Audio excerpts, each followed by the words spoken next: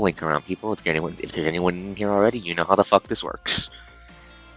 I don't have a start screen. I am poor. Okay, Vtuber shenanigans. Boop, boop. Everyone. Okay, where's stream announcements? Where is it? Here. I think I'm the only person who uses the channel at that point. Skill issue. Okay. There. There. Boop. Boop. Boop. Dwarf server. Okay.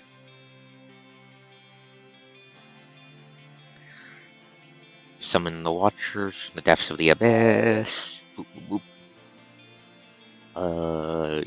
Here. Really start.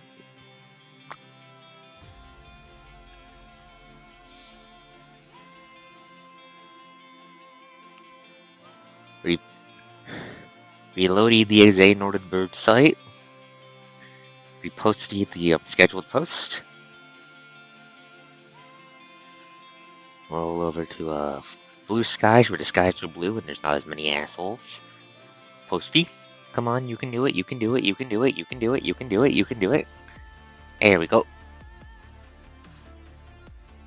Reloady. And reposty. Ah, fuck. Wait, nope, fucked it up.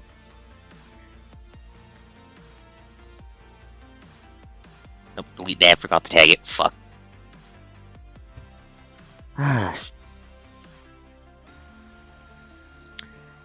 Okay, let's do this properly instead of rushing through it like the world's tiniest brain idiot.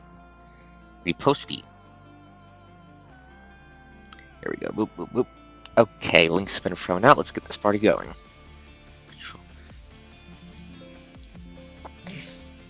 I've been summoned from the abyss. Hello, Xana. Glad you can make it. Glad you can make it.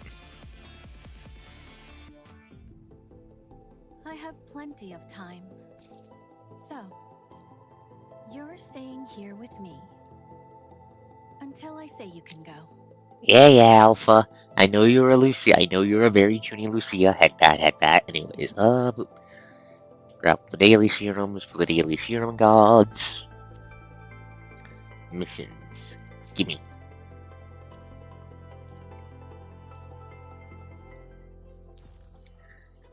Button. Just. Yay. Yes! Yes, this has been abundantly clear by now. The Lucias are for hugs. Hugs, I will stab anyone who says otherwise. I really need to commission the custom model so I can start doing like emotes and shit. Just have Coach with a knife. Just knife Coach. Tiny knife Coach. What is she going to do? Crimes.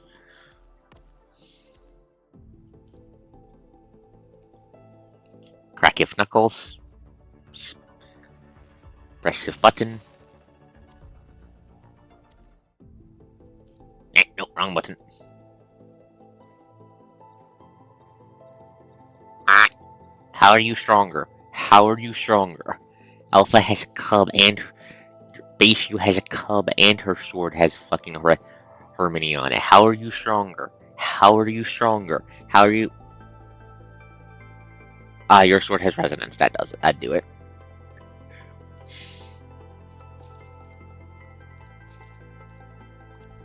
Okay, first step. Who do I need to beat the shit out of the Phantom Pain Cage? Okay, everyone. Okay. Let's start with the unknown data cluster. Don't worry about this boss. Trust me, it's not going to be important. Boop. Utopia. That place is going to be a fuckfest when we get there. I can just feel it just on the name.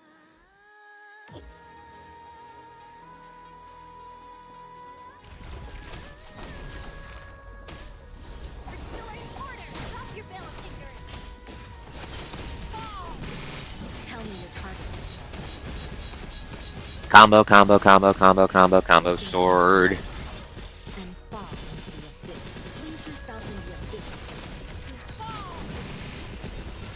Delete your bars. Look into my my eye. I will spearhead this battle. Defend it. Do you think that's of any use? Okay, heard the controller disconnect sound, got paranoid as fuck. Anyways, just die. I am revoking your bar's privileges. You are not allowed to have health bars. Hell yeah. Excaliblast, eat this.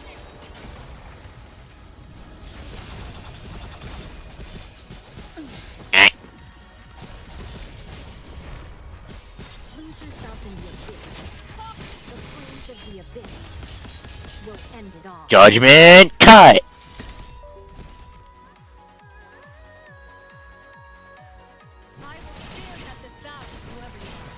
Okay, there we go. Controller tried to throw the fight. I see you basking in awful sun.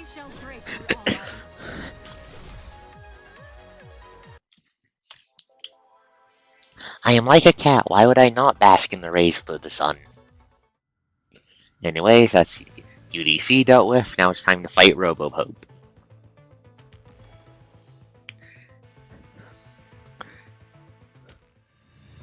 Hi, Robopope. I'm going to surgically remove your butthole. So please just hold still as I do that real quick, okay, buddy?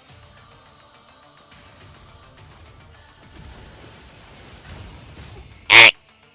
This time that.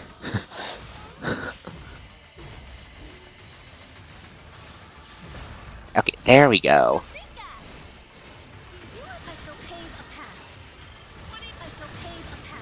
There we go, that was some good. Okay, Lucia, stab this man, please. Please stab this man. There we go.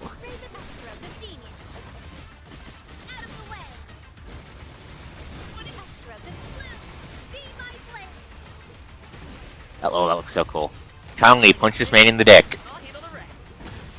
Chongli, you were supposed to punch him in the dick.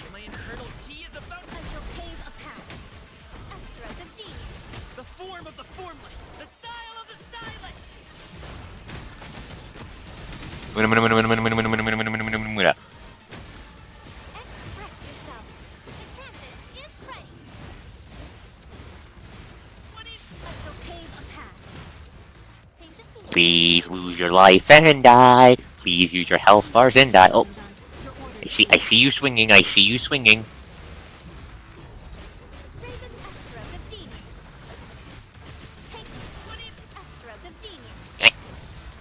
Stop dodging. Die, die, die, die, die.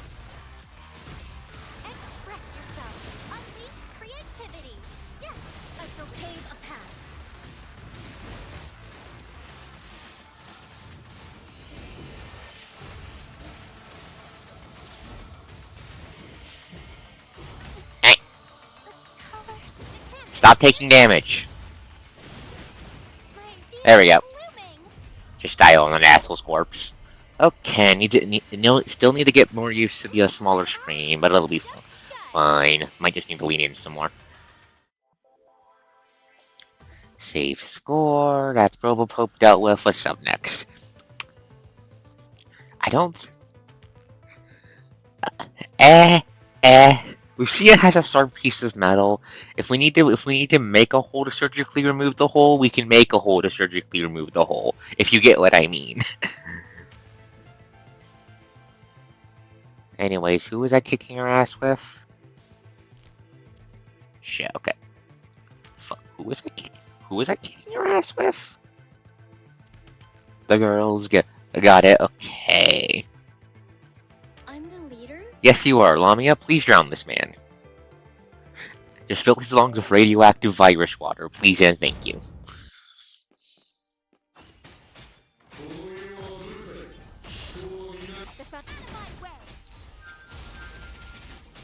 Are we fighting for real? Yes, you are. Don't expect too much.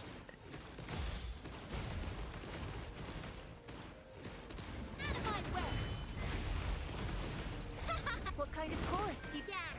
Like boom! Be quiet! Get out of here! Die! To the bottom of this sea! Lamia casually moves like 50 of this man's life bar. It just feels like work. It's funny though. The comedy, it's important. Come on, swing. Idiot. Stupid idiot. You shouldn't have done that. Bonk, bonk, bonk, bonk, bonk, bonk.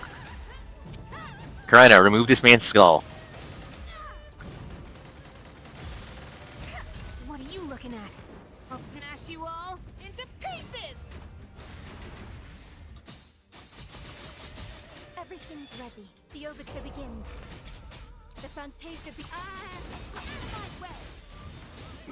Kill. Good job. Fucker's dead. Now we just need to do this 2 more times. May this song echo through the future we wish for.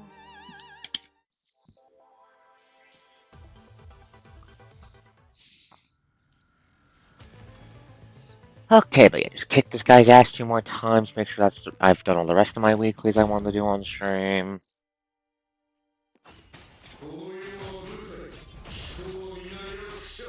The Fantasia begins my way.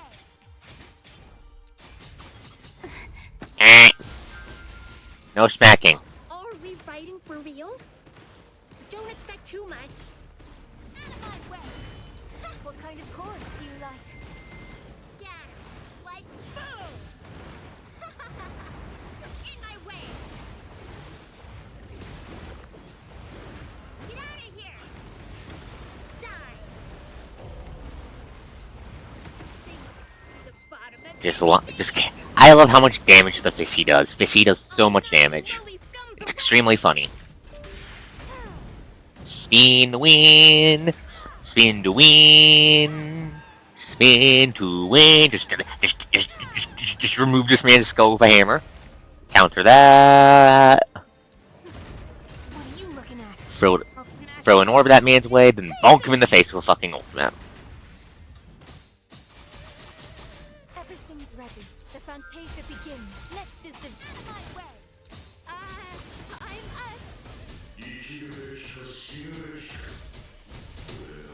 And perish.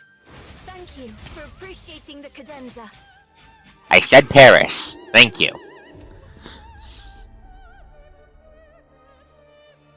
May this song echo through the future we wish for. You're so cute. Hello, Nova. Glad you can make it. Before you ask, I do indeed have water with me. In fact, I'm probably going to be drinking more water than I normally do on stream, because PGR is a very wordy game when it comes to the plot, and the coach has run out of cough drops, so I need to replace those in the morning. The Fantasia begins. Next is developed my way.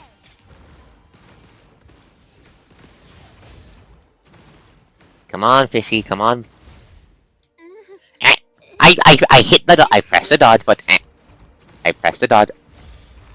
There we go. What kind of chorus do you my way? Yeah, like There we go. Quiet.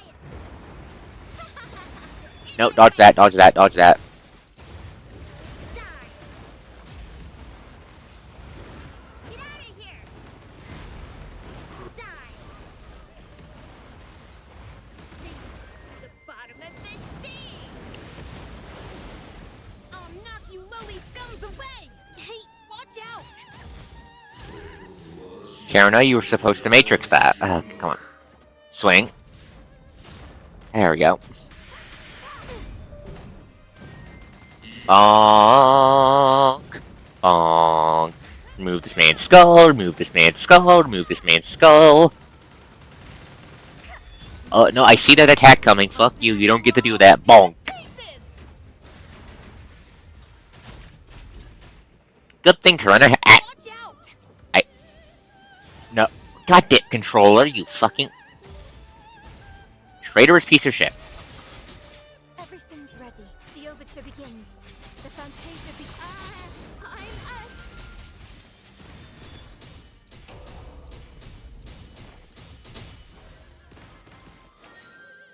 Thank you for appreciating the cadenza.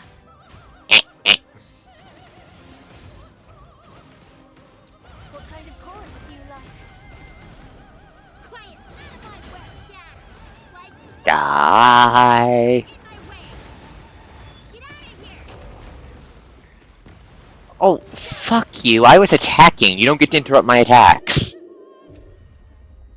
How do you spell her name? Karena. I'll show it off on screen. This was the last fight, I'm pretty sure. Finally over. It is indeed, Lamia. You are a good fissy. I really need to use this. Give me shinies. Thank you for the shinies.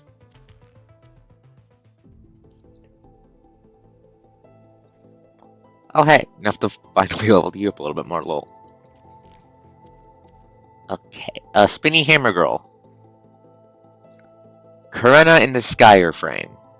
KARENINASCIRE.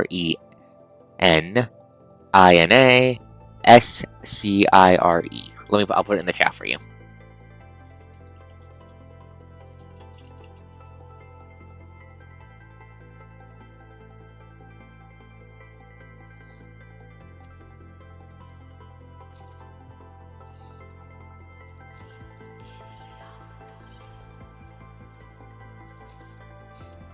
Anyways, grab that, grab these. Do I succumb to temptation?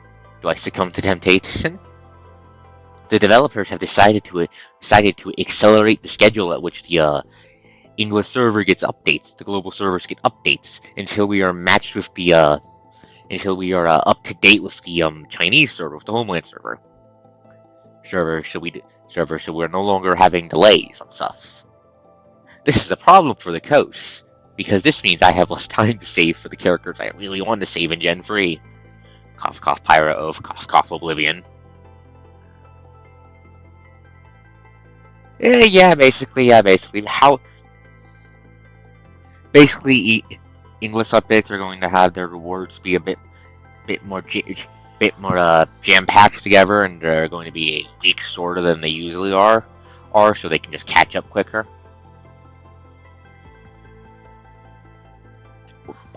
It's supposed to be enough to catch us up during sometime during 2025. I'm not sure when. I'll need to double check the announcement. Anyways, I got a free 10 pull. The important question is, before we go into the dramedy, the suffering, do I press the funny button and see if I get myself the super uncle?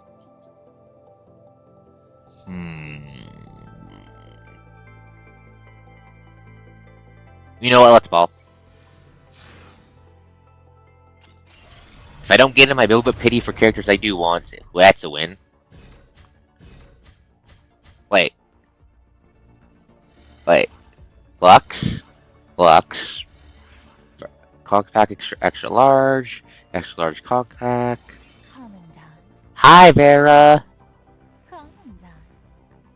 You've been longing for this, haven't you? Yeah, you crazy lady. Memory.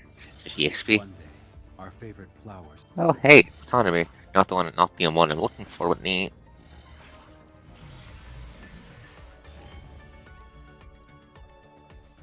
Okay, at least at least halfway there for when I actually do want to. When I'm actually interested in the character. Okay, first level up Crazy Lady.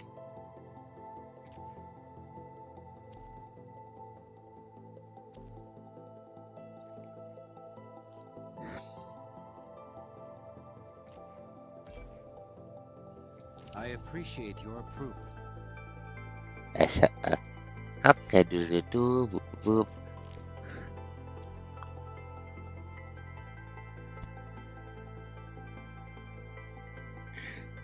Yeah, that sounds about right. Gimme. 5 SS rank members.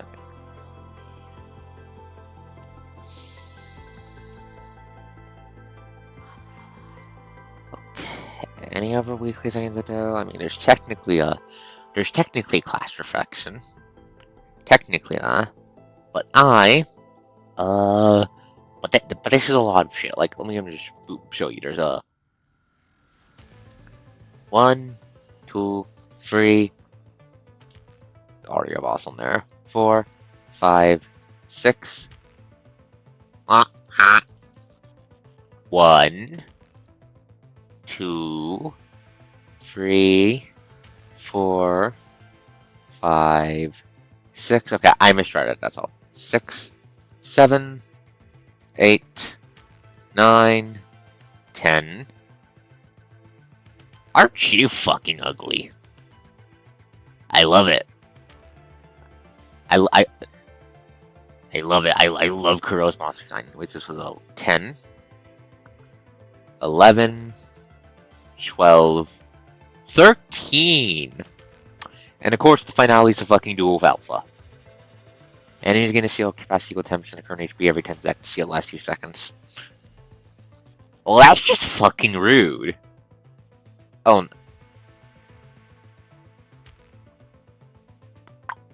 However, I think you're going to be more of a fucking problem if I decide to do this. I know who this character is. I know what their deal is. This would be a problem fight, and I don't want to spoiler this fight, so I'm not doing that on stream. Anyways, main story: the surviving Lusum.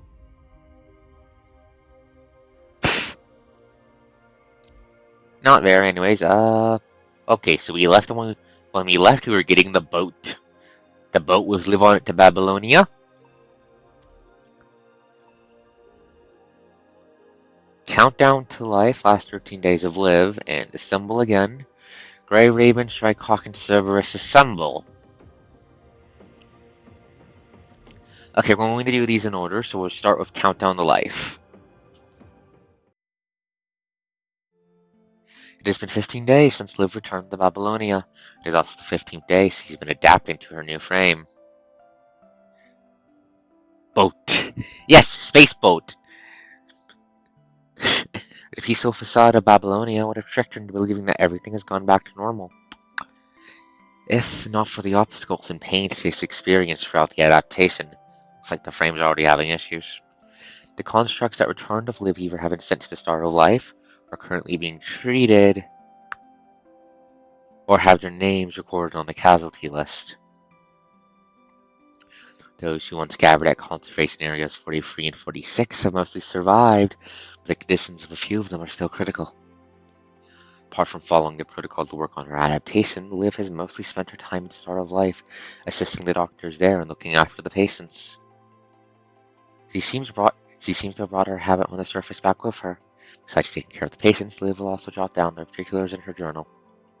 She's noticed the terminals that contain non-essential information will be reset after her frame is destroyed, so she has chosen pen and paper instead. Cosette, brought to Babylonia from the surface, is also staying at Star of Life under observation. She seems to be doing fine right now. I'm glad Arknight isn't going to do that. I don't think anyone can survive if AK decide to do that. Anyways, okay, so the baby's doing good. That's good to hear. Celica has told Liv that Cosette will be transferred to the youth center later to await adoption, or she might stay there until she has grown up. It has been over 2 months since Arcos was injured at the Puglia Forest Park ruins. Since returning to Babylonia, the Commandant has been receiving the best medical treatment possible. But the days pass by, and Arcos shows no signs of awakening.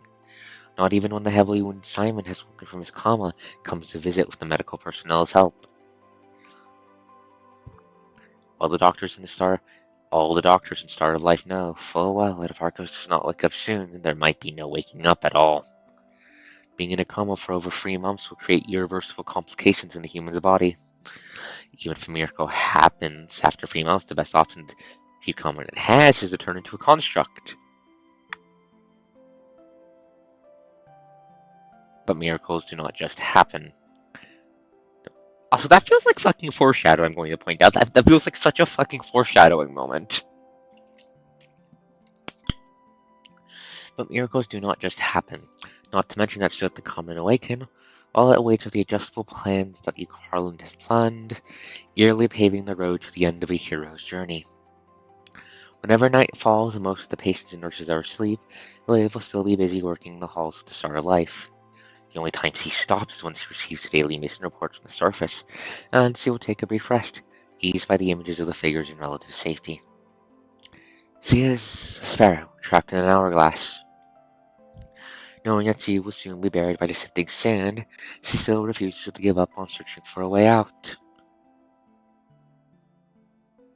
As noon arrives on another busy day at Star of Life, Liv departs briefly for the Science Council. She's already ready to return and continue to help with finishing today's adaptation at the council. As long as she can offer an extra pair of hands, she can give everyone else a little breathing room, and more patients can be treated. Yeah, that does suck. That's utter bullshit.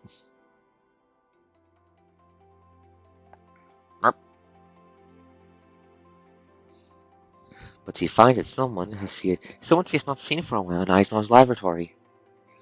I understand the details. The specialized device you requested has been approved of as well. It'll arrive here tomorrow. Hi, Bianca!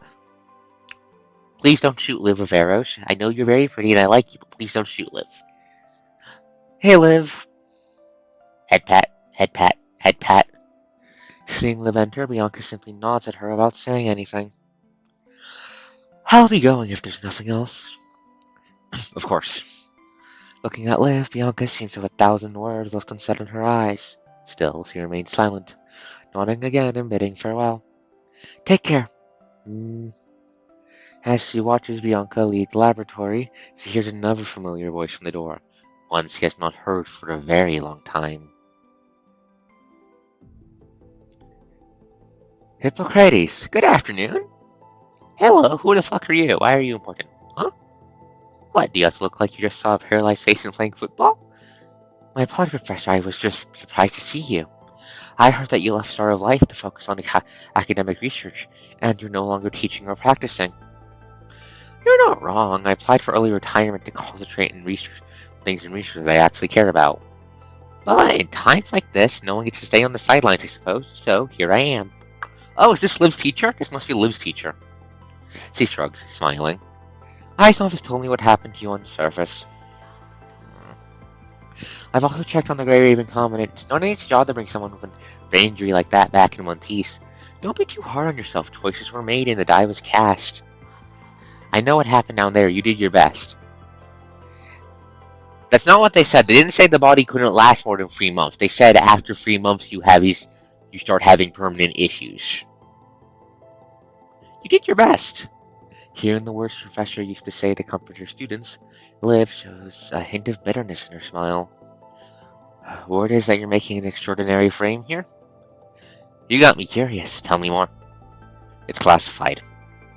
I've submitted my request and signed the NDA. Here, see for yourself. Why are you? You are fucking cheery about this, aren't you, buddy? She opens her terminal and starts eyes on the notice she just received. Unless you don't trust the doctor that delivered you? Wait.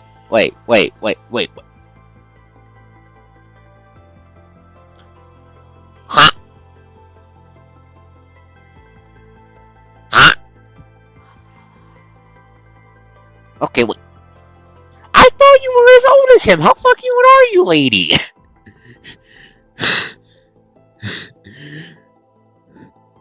How old are you, lady? As he finishes saying that, the sound of containers being knocked over and a little gasping can be heard from a cubicle inside. The notice just says you're allowed to join. I don't think you've agreed to do it yet. I should learn more about the heart before coming to a decision, shouldn't I? Eisner does not bother to argue anymore. He taps on the monitor before him and pulls up a folder for Hippocrates. I see, so this is it. It's the frame that utilizes the data from an agent, isn't it? Kurona is in over their heads trying to make an ascendant of their own. Might be powerful in the battlefield, but the frame comes with a side effect, doesn't it? It attracts the virus like an actual ascendant. Since the user of the frame cannot withstand the infection, they'll die soon after they're deployed. Attracting the virus is the effect the Mega Weapon needs. That's the only way it can capture the virus. But where does it send the punishing virus? We're still unable to explain most of it. Right now, all I can say is the Omega Weapon functions more akin to a tunnel or a wormhole that pulls in the punishing virus. This frame has brought us hope precisely because it can make the virus go away for real. Oh, so it can delete the virus for real. It can just get rid of it. Well, from the sound of it, we're throwing it somewhere else and making it that place's problem. That's problem, but still, that's fucking important. I don't thinks he is?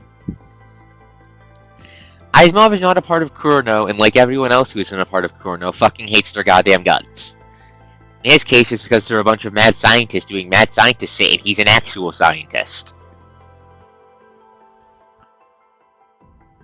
She could be a construct. I thought these were like headphones, but she could be a non-combat construct. That is a good point, Xana. So, the frame can make the virus go away for real. With proper control, we can even cure the corrupted.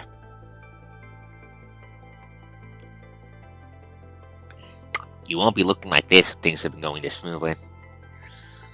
This specialized frame cannot control the rate it draws the punishing virus. Okay, that's a big problem. Given the current virus concentration on the surface, it is very likely the Omega weapon cannot keep up with the amount the frame is drawing in. Why can't we make it bigger? Or can we not make it bigger fast enough for it to be any use before the surface is overrun completely? What will happen to the virus that the Omega weapon cannot capture? Will it just in fact live? Asimov answered her with silence. This is only going to give us another corrupted. If things go wrong, we might even get another ascendant. Or even an agent, but on the other hand, Hippocrates. On the other hand, who says an agent can't be on our side? Luna only turned against mankind because Kurno threw her away like trash.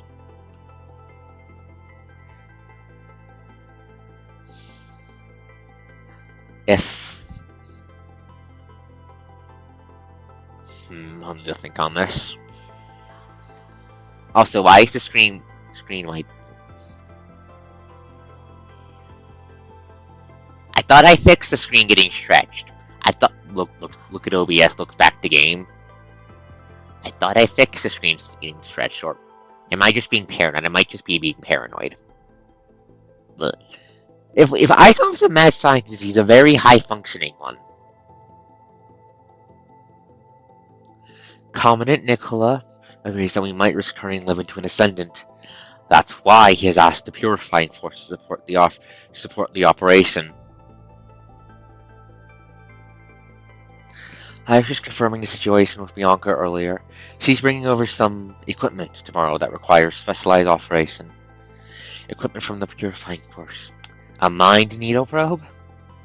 And an EMP discharge collar. Did he tell you about this? Yes.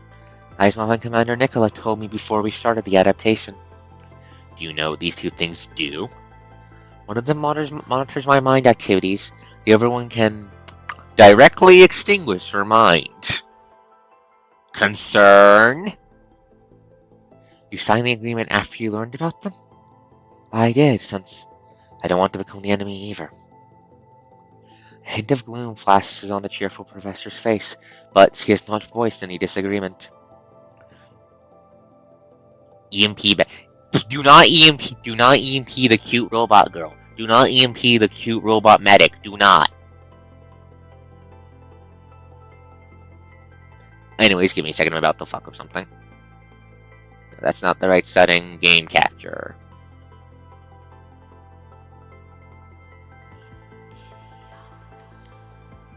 Okay. I mean, this looks better, but it leaves stuff at the edge of the screen. Fuck it, we'll try this out a little bit, I suppose. What if we retrieve Liv before the infection crosses the threshold? Even with the specialized frame, the Omega weapon cannot hold on for too long. Everything is a work in progress, we can only improve it after testing. Did you solve this once with the Smith boy, Chrome? The way I solved that was by including an inhibitor so the Ascendant data wouldn't surpass what he could handle. There are two reasons why we can't use an inhibitor this time. Drawing in the viruses by default won't act for surpassing the threshold. If we put a limit on this project won't be able to do what it's meant to do. Of course, those people would come up with something like this when they consider human lives simply part of the cost for their experiments. Repeat, fucking Kurano. But this isn't just turning a heater on and off again, where our options are either hot or cold, inhibitor or no inhibitor. There must be another way. There would be, but the specialized frame is developed from the agent's data, so its essence is similar to an ascendance. Connecting with the mind of a frame like this often means corrupting the Commandant's mind beacon. For getting the data from Chrome to fight the Hive Mother, I reinforced the inhibitor on the Glory frame. Right now, his specialized frame is as stable as Arclight. Barring any unforeseen circumstances, both frames only have a 0.64% chance to deviate. But should a deviation occur, only the Grey Raven Commandant, only Arcos can stabilize his mind. And I'm in a fucking coma! Given that Arcos is still in a coma, we lost our only guarantee. Is that why Kurono is so obsessed with her? I wasn't too keen to find out the details, but it certainly seems like it. They have trouble solving the effects, and they couldn't get their hands on constructs with remarkably stable minds. Looks at the fact that the one squad we know used to work for them is Cerberus, and how fucking crazy that squad is. Tracks. Without a Commandant who can withstand it, the frame stay build can't be deployed, or it'll just result in the user's demise. How do you know about Kurono, Professor? A sweet young man promised I'd be interested in Arcos and Project Winter, so I let him talk. Murray, you son of a bitch! He said he wanted the project to continue smoothly, so the frames they make could improve and stop hurting the users. That's why they need my help. Oh, how passionate young people are nowadays. I didn't even give him an answer, and he was showering me with praise for over 10 minutes, and I thought my old researches were all but forgotten. People often ask me how I stay so young, but no one listens when I say it's healthy diets, enough sleep, regular exercise, and staying away from cigarettes and alcohol. So you're not a construct? Cerberus is fucking crazy. And I mean this as a compliment, but they are also fucking crazy. Their team members are the leader, a nurse turned construct who's basically she's an adrenaline junkie. She's an uber depressed adrenaline junkie who turns that into sadomasochism because fighting is the only thing that can really get her brain to work good. A very lost Soden protagonist who I'm not sure why the fuck he's here. But he's here and it's going to be everyone else's problem. And then the feral lab child that the medic found one day got adopted by and taught how to kill things. Cerberus is a very colorful cast. I love them, but they're fucking crazy. Are you joining the research? Hold on, one more question. Why Liv? That was my choice. But I've heard that they were eyeing you before you applied. No one could avoid the outcome even if it weren't Liv. Said that kind of speech for someone who hasn't seen her share of death. With the number of lives isn't a factor, I'll always care for those I care about. The most important factors we considered were mind stability and strain. We have to exclude those who have their minds damaged by a specialized frame. They would require something more stable. Among our top 3 candidates, Liv is second on the list. Oh, who's first? Lee, who's also from Grey Raven. Still, the frame is just our first attempt. There's still a lot of uncertainty, but someone out there has been trying to suppress it. Someone, huh? I can hazard a guess who it is. Who knows, maybe we're even talking about the same person. Were those the only things you considered? The other factor was the fact that Liv applied for the program herself. Hippocrates lets out a deep sigh, switching to a more comfortable posture on the chair. Yes! Yes! Vera's default frame is a support class frame. She's technically a medic. She's technically a construct medic like Liv.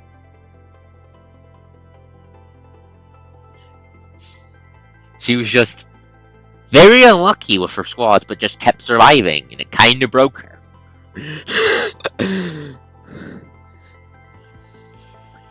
Alright, I agree to join the operation.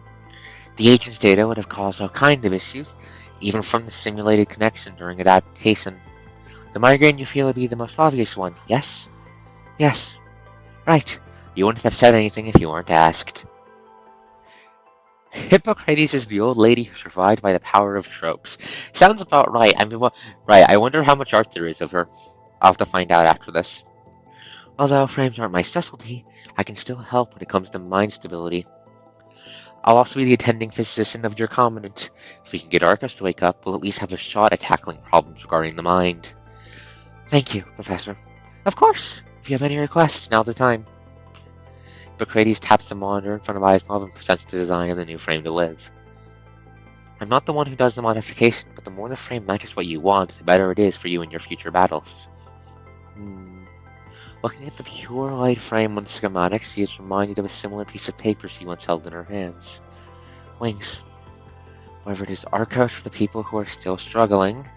If only the Eclipse frame could fly, Liv would be able to travel over the hills in the flood, through the danger to wherever she is needed, to help those she could have saved. I need to be able to fly. There should be wings. This is why Liv is great. I love her. Okay, let's see what Lee, Lucia, Strikehawk, and the fucking crazy people are up to. Head pats Lee, head pats Chrome, head pats Lucia twice. I really need to get Bloom her signature sword. I'm pretty sure next update is when we finally get a new ice DPS. Cute wings. Oh yes! I'll ruin surprise and show off what the new frame looks like, because I actually have it. Where is it? Here it is. This is what the new frame's gonna look like. This is it.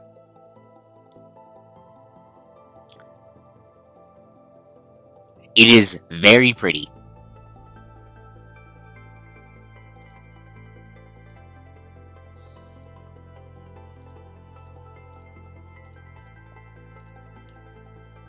Yes, it is. Also has two very nice skins I might try to pick up when I have a chance.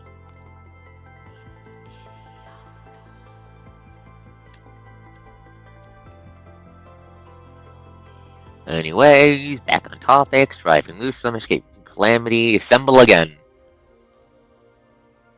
Squad, roll out, try not to die. It has been 15 days since the transfer craft vanished into the sky.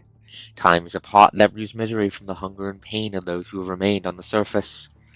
After the twins were hurt, they have since changed their course, heading north once again. This time they are approaching from the plains on the east. I thought she was a support class because blood is life. Nope, she's a support class because she's a medic. She's just fucking crazy. She's just fucking crazy, and she's a medic who believes what 1 pound of prevention is worth 1,000 pounds of cure. And the best way to prevent injuries is to kill the enemy before they hurt you.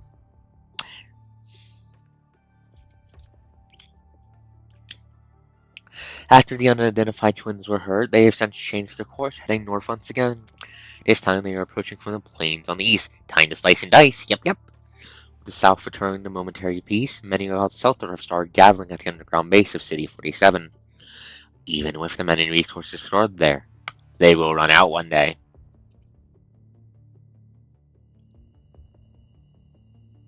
Having been informed about the barrage of hetero creatures, many people want to depart the area to avoid exhausting resources. Still, they are apprehensive about the regions without constructs. While everyone is at a loss, Grey Raven coordinates with the other elite squads and has Strikehawk and Cerberus meet up with them at City 47, as the two teams switch their posts with other constructs who have stayed behind. Although they have not seen each other for a while, most of the free squads are in no mood to catch up, save a quick confirmation of each member's status and conditions.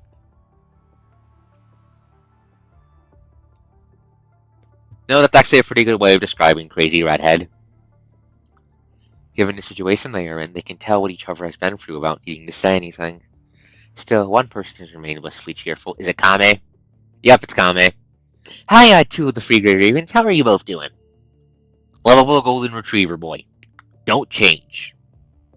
If someone makes you stop smiling, I'm going to shove their faces up their assholes. Assuming the rest of Strikecock doesn't do it first. Are you here to say that you've been doing fine? Shouldn't I be fine when I see my buddies alive and well? Who knows why Lee stopped answering Kame? The day after the catastrophe, Strikehawk and Cerberus were both assigned missions to escort the transfer craft traveling between the surface and Babylonia. In the beginning, the rate of successful rescues was high, with the elite squads leading the charge. But even they could not withstand the many attacks mid-flight. Although they managed to protect the personnel, they could not save the transport craft from crashing to the ground. They tried multiple times with little to no results, and so their escort missions turned into rescue missions on the surface. At least the constructs remaining here are safe, as well as Liv, who managed to return to Babylonia. That is all they can ask for. There's no time to waste. Let's assign the upcoming missions. Understood. Having checked everyone's status, the free captains assigned the 687 people in the City 47 into 8 platoons according to their expertise. Each member of Grey Raven, Cerberus, and Strikehawk will form a new squad of 2 other constructs who have stayed behind, and each squad leading platoon they head for different conservation areas. In smaller groups, they are more capable of handling unexpected situations while reducing conflicts for scarce resources. If worse comes to worse, losses will be minimal. With everyone's agreement, both people begin to collect their belongings before waiting outside the base, ready to follow the constructs and leave. Hold on. What is it? What is it, Lost Owner protagonist? Noctis suddenly stops everyone from proceeding, pointing at Kamu, who is standing 800 meters away, reachable only through comms. Seems like one of us hasn't been assigned his duty yet. My apologies for not explaining earlier. Because of Kamu's unique quality, he is not able to work with others by himself. He will be following Wansi in the upcoming mission. There are more wounded in Wansi's platoon too. He would have been too occupied with them to fight. Kamu won't enter the base. He will be patrolling outside. Hi, hey Kamu. Hello, world's edgiest boy. Hello from the... I'm now... Hi, local friendly transcendent. Head pat, head pat, head pat. Rip to you, Xana, rip. This guy, once they complete the mega weapon, he'll be able to get rid of his unique quality, won't he? About that, we did talk to Kamu when we received the notice. Even if the Omega weapon really is capable of that, he has no wish to change who he is right now. Not to mention that there are still a lot of uncertainties regarding the weapon's power. Huh? Does he enjoy being excluded? Better to be excluded than to include myself with a bunch of idiots. To Thunder. He just wants to make sure he can still work in dead zones by himself. I remember him saying the dead zones are too dangerous for the rest of you, but someone has to do it. Shut up! Captain's platoon also has many wounded. No one's helping her. That's why I have taken in most of the armed refugees. Is everyone ready? Let's confirm their missions one more time. Our destinations are the 3 neighboring cities on the west coast. If you encounter the red tide or a wave of header creatures, contact the rest of us and prepare to change course. Copy. Gotcha. Also, Bearer suddenly turns to leave with a teasing smile. Let your brother know you're safe when you have the time, no? I'd hate to be annoyed to death when I do my mission report. Ugh. Let's move. As everyone watches the server's captain's platoons leave, they hear screaming from Lucia's comms. Hold up, what's up? Help! Help! Help! Autonomy, what's happening? Our base is the twins are Are you attacked by the twins? Shh. Gunshots and screams come from the terminal, but they do not hear Autonomy's answer. Oh, that's not good. Hello, Autonomy? Autonomy? There are many wounded. Help! Even with the unstable signals of Autonomy's faltering voice, the constructs who hear his few brief words have fallen silent. Discarding their past differences, no one here can abandon the people before them for another rescue mission. Where are you? East. 37. Many header the twins changing course out of nowhere. 37 is too far away from us. Well, we wouldn't have made it even if we go now at full speed. Help, Acadelic. Has Acadelic also joined the rescue operation? We're still being followed. Draw them away. 43. Are you asking us to meet you at the station in City 43? In 5 hours. Before he finishes speaking, they hear a dog barking from the comms before the screen of terminal turns black from an explosion. The situation there doesn't look good. We can't just ignore them, Cap. You're right, now's not the time to hold grudges. Let's rearrange the groups. Lee and I will take the 3 constructs from our squad to the station in City 43. Refugees in our platoon will have to count on you guys. It's too dangerous if there's only 2 of you. Please, let me come along. But no, I suppose you're right. Although we don't know what Autonomy's situation is for certain, he did mention they're still being followed. That's not a good sign. The twins were after us once, and we couldn't put any distance between us with speed alone. We've already spent the only thing that could get rid of them. We can't count on luck this time. Not anymore. We need to be prepared to fight. Let me come with you as well. There are too many refugees here. The three of us leaving Rider Squad is the most we can afford. Although I can't let you come with us, can the 90 people in my platoon count on you? Of course! As long as I can ease your burdens a bit. Given how many injured are in the doctor's platoon, ours will have to count on the two of you. No problem. We'll say you owe me once, yeah? Alright. Let's move, everyone. Lucia casually showing off why she's my second in command and also best girl.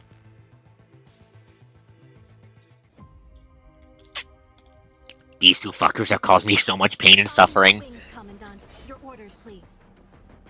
It's almost the time to meet up with the other guys. Wait, the corrupted nearby are coming over. Looks like they're controlled by someone. It's because of the twins that are also approaching. If the twins have unlocked the ability to control corrupted like the Ascendants, that could be a problem. That voice is, watch out! Your orders, please. I have found your weak spot. Die, die, die, die.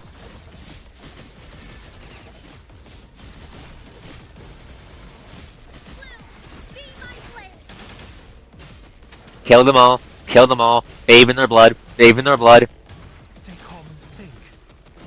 Hurry! The entrance is over there.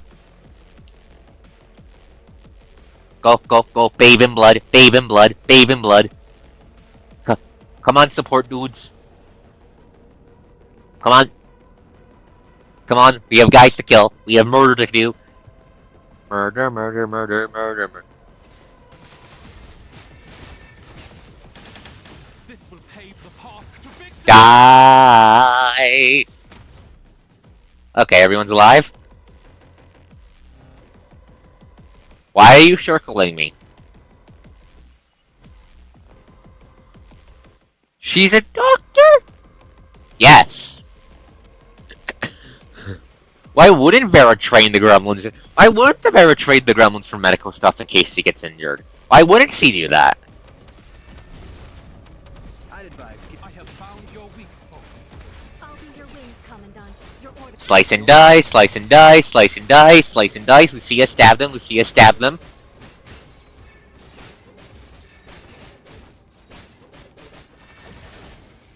I have found your weak spot. Be my blade.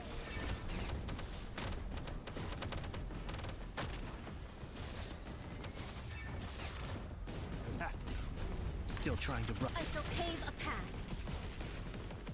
Is that all of them? Oh no, there's one over there. A war can be won in an instant. Chrome, seal his bones. Thank you, Chrome. Is that everyone? You guys alive? Good.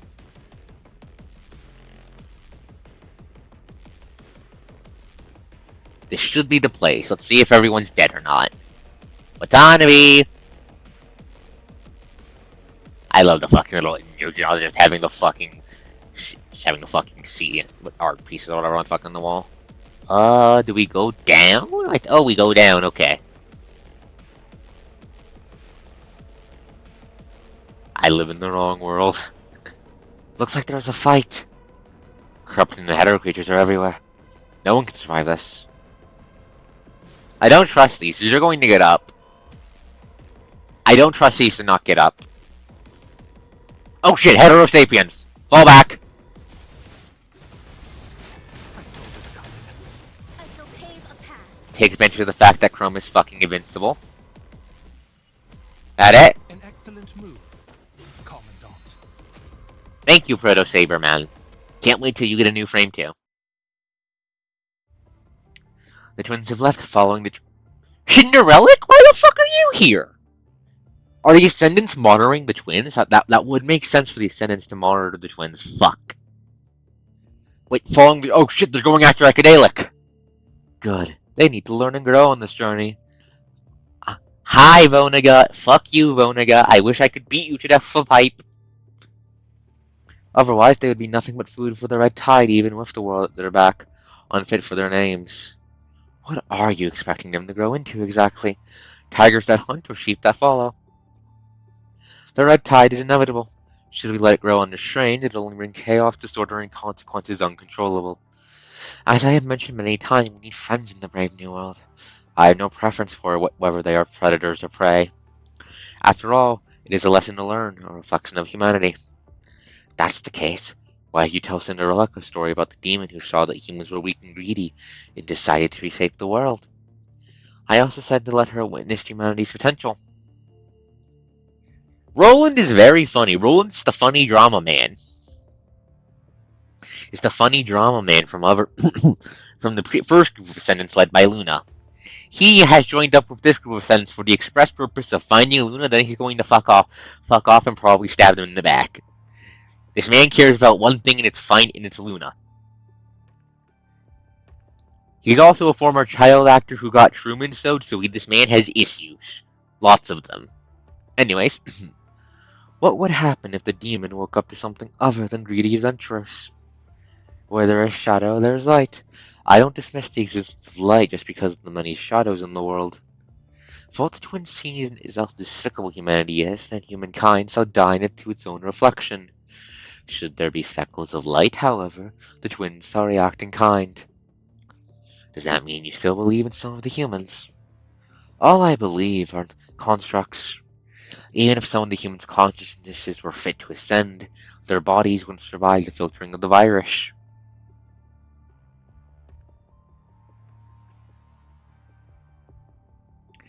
Roland was basically the second in command of the first big bad Luna.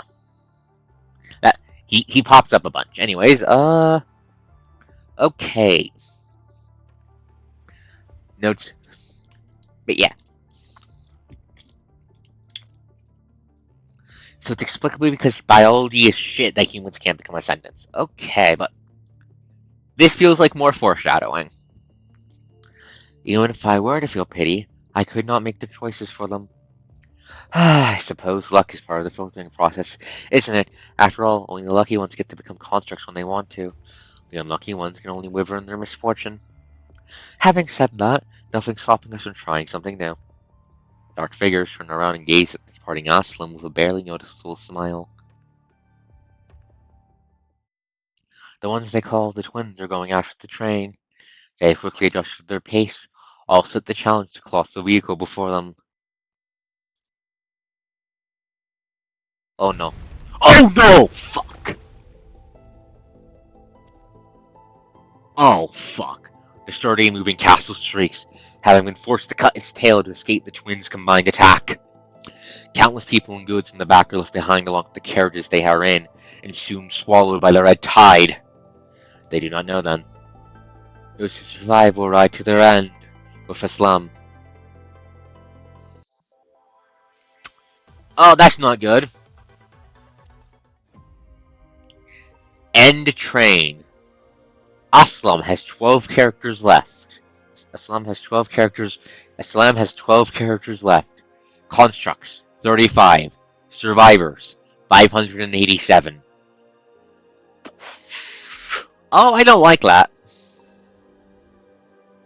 He's also the biggest softie. He really fucking is. He really fucking is. There's a reason I have a stream bar that's titled Roland, you fucking softie. Well, minus the fucking. I didn't put that on because it's on YouTube and I didn't want to get hit with anger the algorithm. All hail the algorithm. Anyways, the twins have stopped their attacks since Aslam severed its carriages. How do I pronounce that? Aslam, that sounds good. Since Aslam severed its carriages, they simply followed the detached train from behind with their unique movement.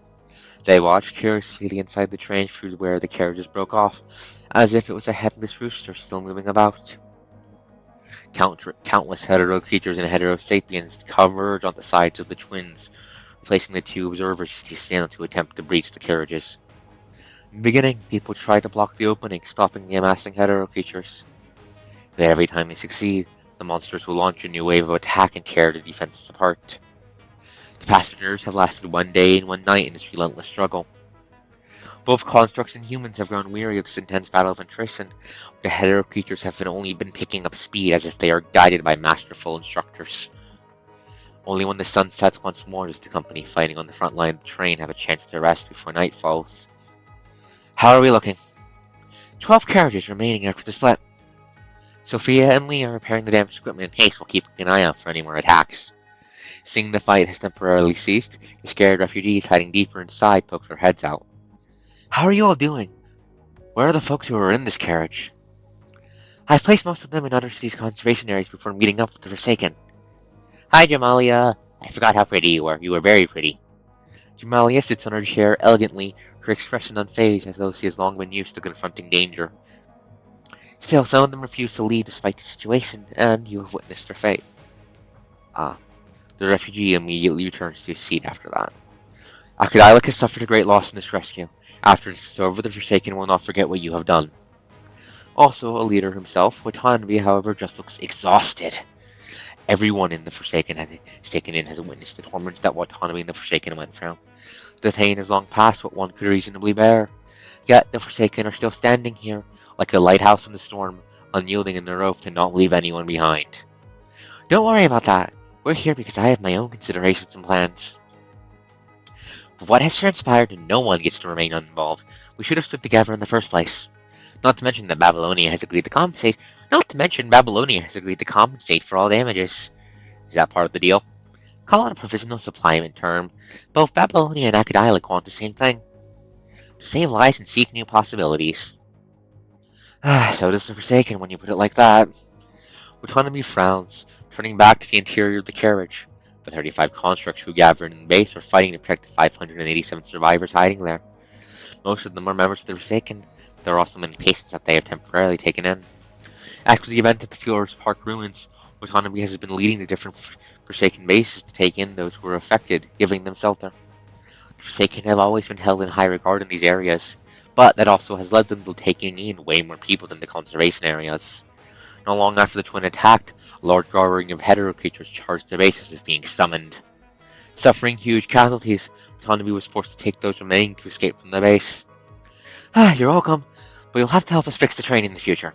Of course. Is there a future? Shrek, having boarded the train alongside the Forsaken, is leaning by the sinking sheets. His brows furrowed as he watches the working construct perform. Hey, there's matches! Yes, the train is still fucking moving. The train is still moving. If the train stops, the monsters catch up and everyone dies. Anyways, hey, there's matches. Pet the good boy. Pet the good dog. Pet the very good dog. Pet the very good dog. The dog does not deserve what happened last time.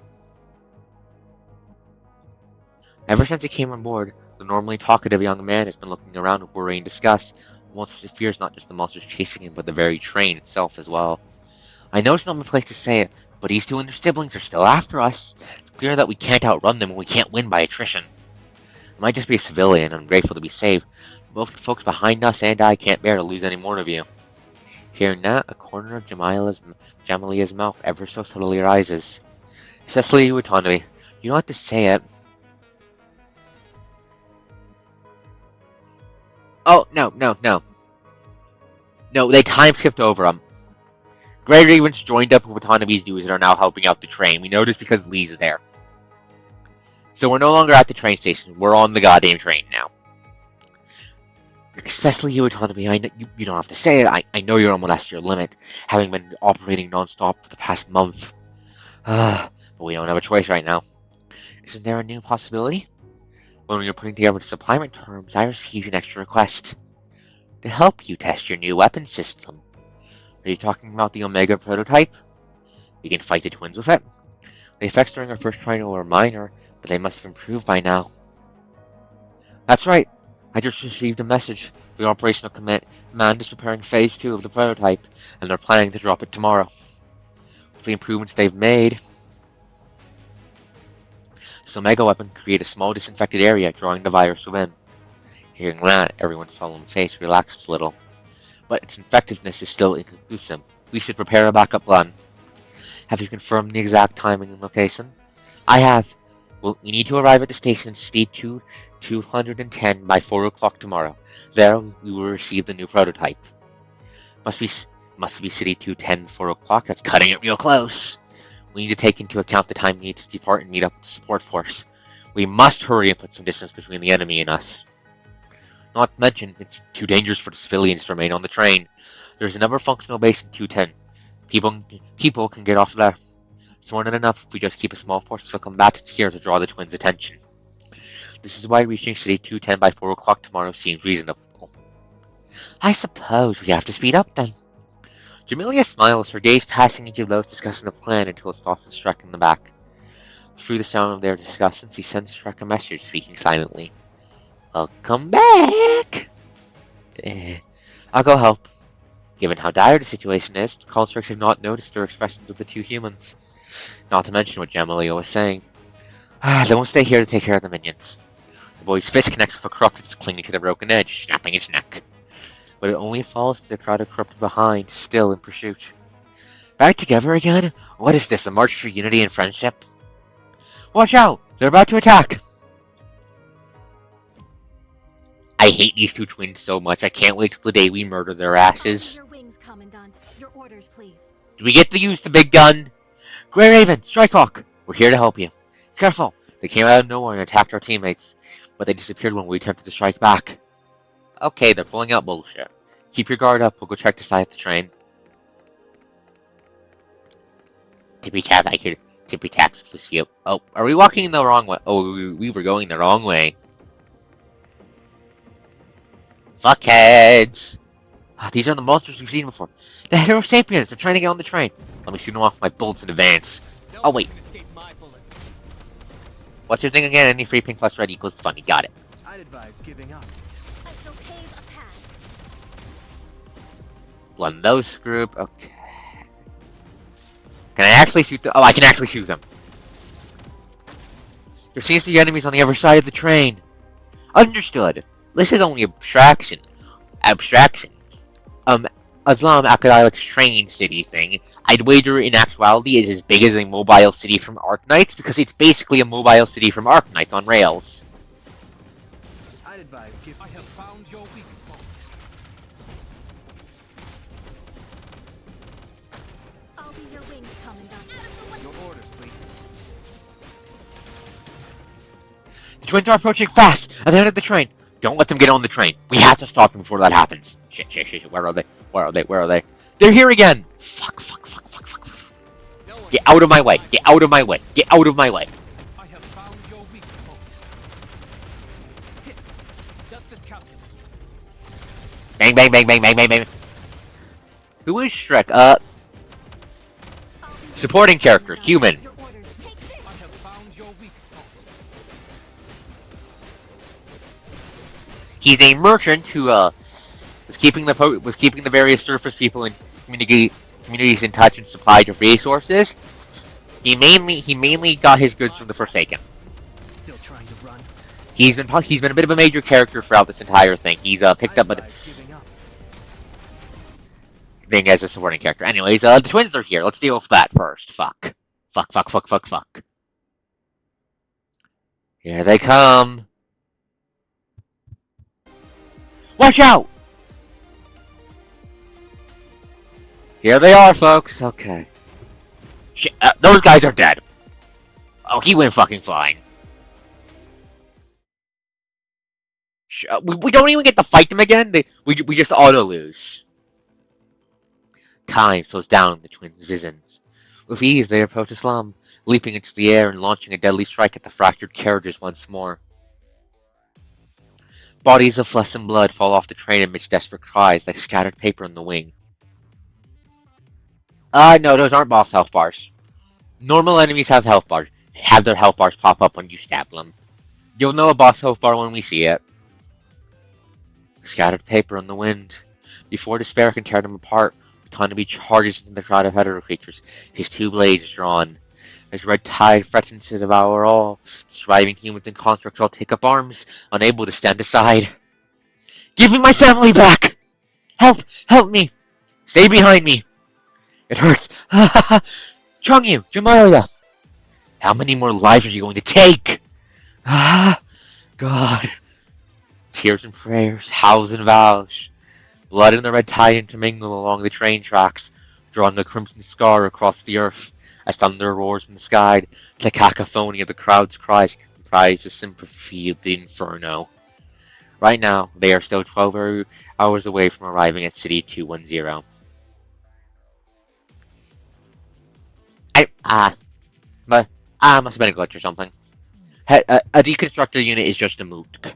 People still believe then that the hope awaits them ahead. Oh, that's not good. That's not a good implication. Endpoint countdown. Look up. 12 characters to 5. 35 constructs to 23.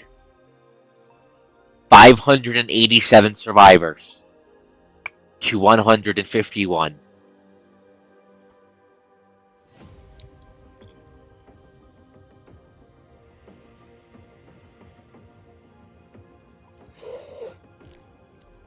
Where's Lee? Where's Lee? Where the fuck is Lee?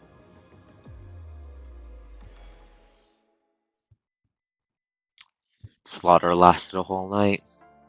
The 587 survivors boarded the train before it departed. Only 151 survived. 23 constructs remain, excluding those from the elite squads. To rid the train of the header creatures, they have launched 3 suicide bombings. And yet the lost lives from destroyed tracks are traded by a brief moment of peace. A new wave of enemies quickly surrounds them again.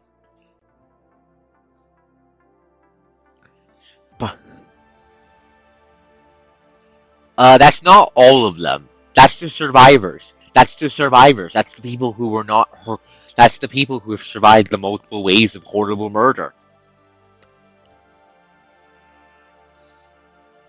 A lot of people just fucking died. Like a lot. By the time the haunting nightmare disappears from their sights, the blood no longer paints an unending line along the tracks. It's already 2 p.m. of the next day. Shielded by a devastating amount of casualties, the people finally managed to get some breathing room.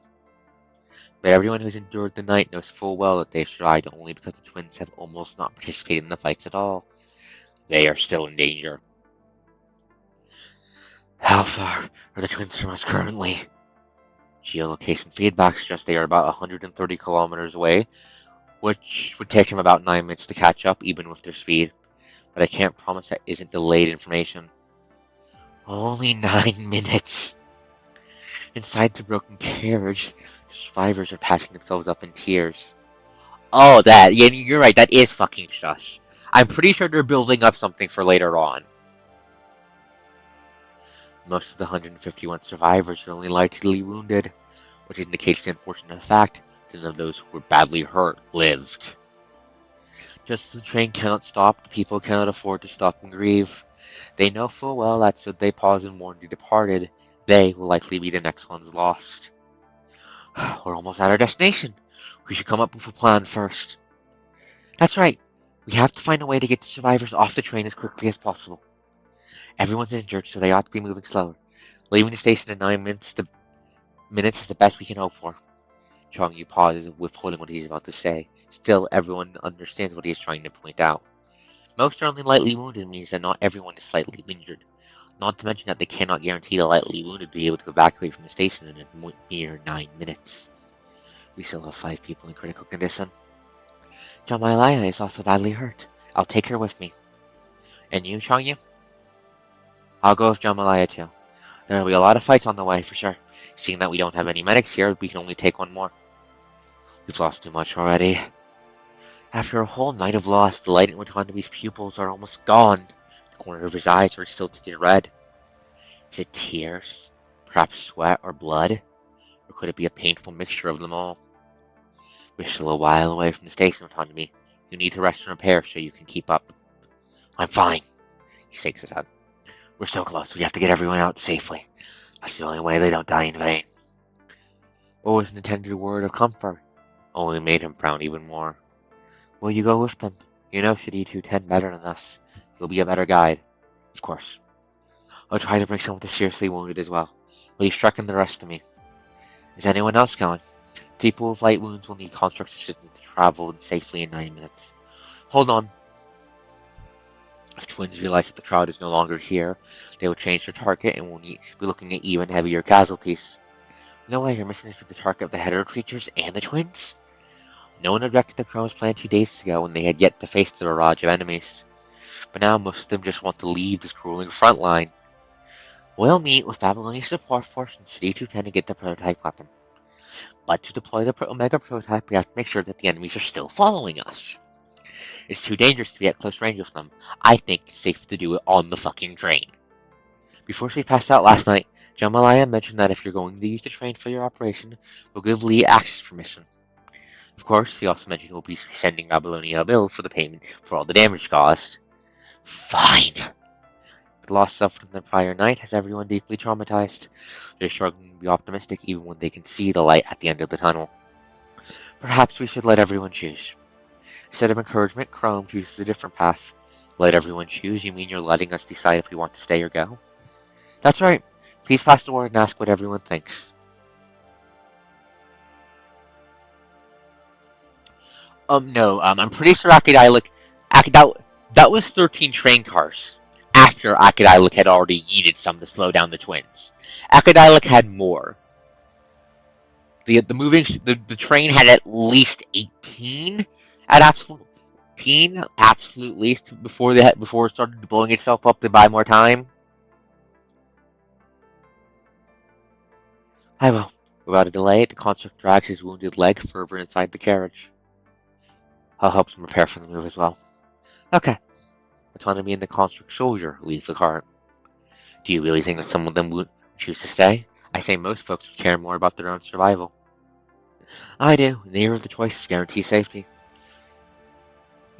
If we force them on the more dangerous path, the resolve will only waver. Seems like we have to prepare a backup plan. What do we do if the twins don't follow the train? We'll split up into small teams. The moment they deviate from the planned route, we'll initiate attacks like we did before they catch their attention. It'll be easier to draw the enemies to us if we can provoke some of them. Right, let's work out the details. I'll guard the people as they go. I still have an EMP disruptor. After we get the Omega prototype, we can use the prototype to catch the Scarlet's attention before deploying the disruptor. Good. We must be ready. This battle will decide the fate of all our lives.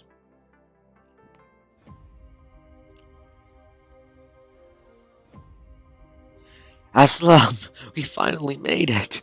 I'll leave the Omega 2 prototype here. I guess you're gonna need it. That's right, we have to turn it on to attract them, and to buy some time for the crowd to retreat. We must get the wounded into the train, further into the train for treatment. Alright, prepare to activate the Omega prototype key to here, Lee. Leave it to me.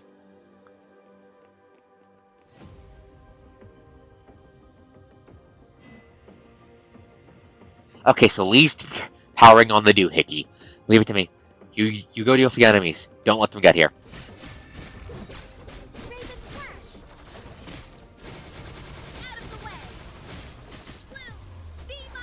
Please die.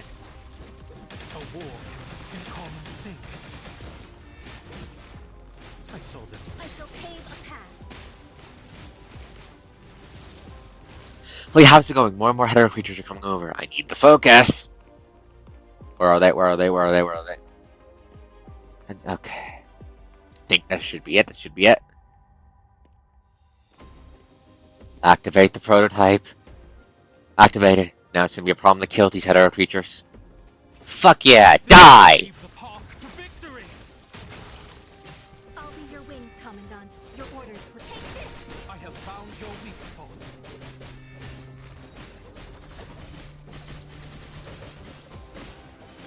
Out of the way. Raven flash.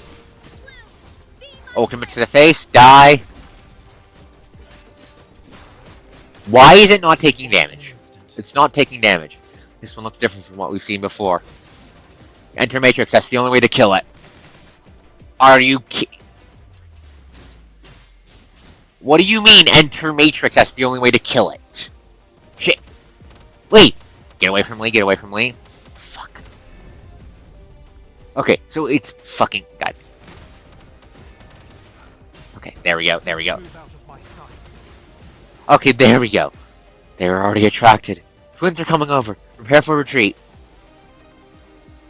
An excellent move. What do you mean your enemies that can only be damaged during Matrix? I hope that's not going to be a boss mechanic in the future, because that's going to suck. Oh god, imagine if we had to do that. They're the twins. 8 minutes and 49 seconds. The last 11 seconds of the Steyr battle, the train finally starts moving again. The twins continue to follow the train without being drawn away by the departing crowd. Once they reach their planned location, Lee and Chrome work together to assemble Omega-2 with some alloy plates, fixing it to the broken surface of the carriage. From their experience, the twins would choose strike the alloy plates, which means coming to close contact with Omega-2. However, as if noticing the danger within, the twins have yet to approach. Could it be they've learned to recognize the Omega prototype, having encountered it before? If that's the case, they'll just dodge even if we toss it at them. Nodding, Lee takes out a Polaroid masking case from his tactical backpack and removes Omega-2 from the alloy plate, putting the weapon inside the box. I found this Polaroid masking case while we were repairing Aslam. It's usually used to hinder searchers, so we can give it a shot. Alright. Before Lee can throw the case towards the twin, Lee immediately back away for several hundred meters the moment Lee pokes his head out. Is the masking device ineffective against them? I don't think so. If anything, I suspect they might have recognized when we were about to attack. From now on, we should treat them as intelligent enemies instead of mindless drones. Did we expose Omega-2 soon when we installed it? Not really. We already deployed Omega-2 when we were trying to create an opening for the people to evacuate. Twins are still somehow connected to the hetero creatures. They will know how dangerous this train is right now. In that case, our best shot is to bring the masking case into direct contact with them. Looking at each other, the three of them turn their gazes toward the inside of the carriage, searching for something to aid their fight. Apart from the 9 constructs who chose to stay behind and the 3 constructs from support force delivered the Omega-2, they are surprised to find 2 more humans there. Why didn't you leave? Neither of us could move anymore. He moves his motionless leg with his hands, explaining his situation. 1 wound on my left lower leg and everything outside of my right thigh. Both my tendons are ruptured too. My legs are practically numb now. Might not be a medical expert, but this seems like the kind of injury that would leave me impaired even after surgeries. Still, don't know how to perform a surgery like that. No one here does. Not that we have the means to do it anyways. He puts down his blood-soaked legs, tourniquets around them covered with written records of time erased and updated. The last update was 2 hours ago. Perhaps he was hurt for too long, or maybe he realized help would not arrive in time, but Shrek has given up on releasing the tourniquets on time to ensure his blood prevent his leg muscles from being damaged. I'd only slow the group down had I followed them, so I decided to stay. As for Garcia, noticed the pale young man next to him, for Garcia is already in shock from losing too much blood. I checked and I think his livers and kidneys are punctured and some arteries somewhere are damaged too. The train has run out of medical supplies long ago. Thought we could figure something out when we got off the train, but it was too late before the train even stopped.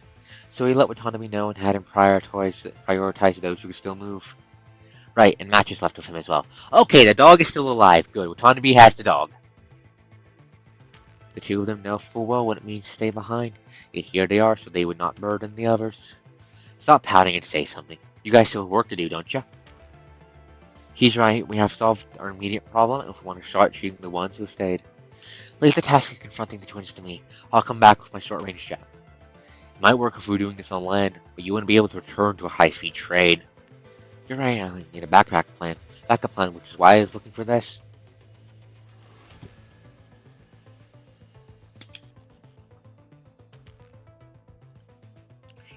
Sore throat from talking, apply more water. Lucia pulls out an abandoned handbag underneath the seats and puts the masking device inside before taking out a bundle of steel cables holding on to one end. Tie the other end inside the carriage. If something goes wrong, I'll make use of this. Lucia and Lee nod at each other. Having made sure that Lucia is well prepared, they open the door to the carriage. I'll leave this place to you. Lucia quickly steps out of the train, dashing towards the twins with a thruster. Don't die! You're too cute to die! Right as she's about to reach them, the twins move suddenly hasten. They retreat behind the many hetero creatures. Get back here, you fucking cowards! Watch out! Lee holds onto the steel cable. He has to be fully unfurled, and he pulls it back with all his strength. With the force of the pull, Lucia manages to change course and fly back in the carriage right before hitting the hetero creatures. Was Lucia right about the masking device being ineffective against them? Either that, or they've become wary of anyone who tries to approach them once they can no longer detect the location of Omega-2. Tricky situation either way. Let's determine which one it is, then we'll come up with an answer.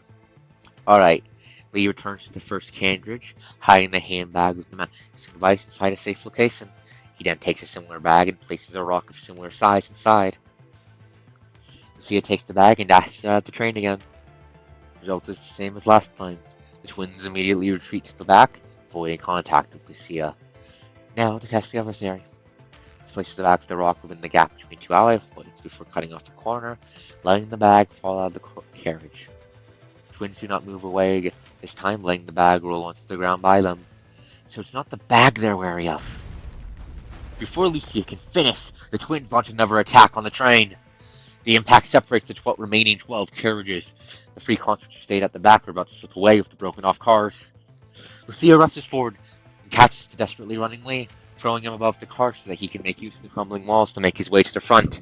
Meanwhile, she escapes the collapse with the help of her thruster.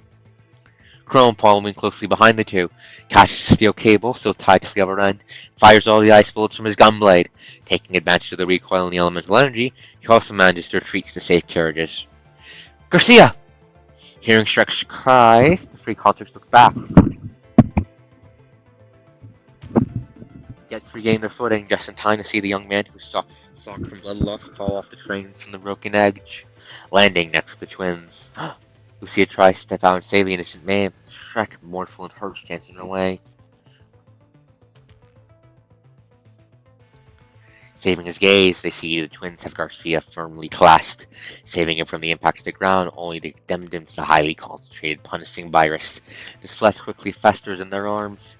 It's too late. Let him go. See just the wind howling? The young man's voice trembles, his words seemingly a wail. I couldn't catch him. I failed.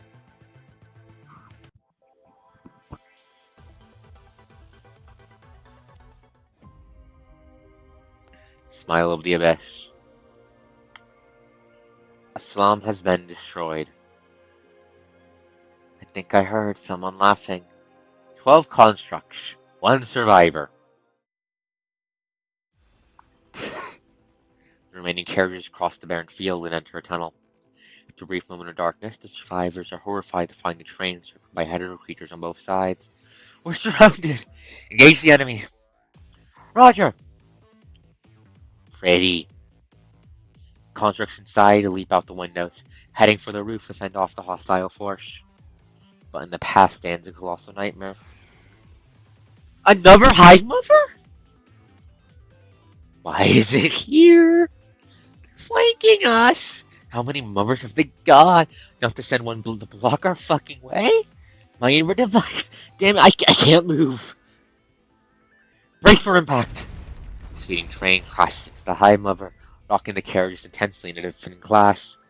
The train shrieks woefully, the Hive Mother with her tentacles planted firmly to the ground, is uprooted as the walls of the tunnel collapse. The next moment, the last surviving human is flung outside the train alongside the many stored within. Watch out! The moment the Hive Mother's interference is gone, the lead dashes through the crumbling debris and grabs Shrek's hands. With a split-second decision puts him right underneath a falling rock that he cannot dodge. Without snap, Lee realizes his joints are broken. Fuck! Ugh. His broken frame alerts him of excruciating pain, but Lee refuses to let go. Get up! I can't pull you! Hearing Lee's desperate plead, Shrek smiles.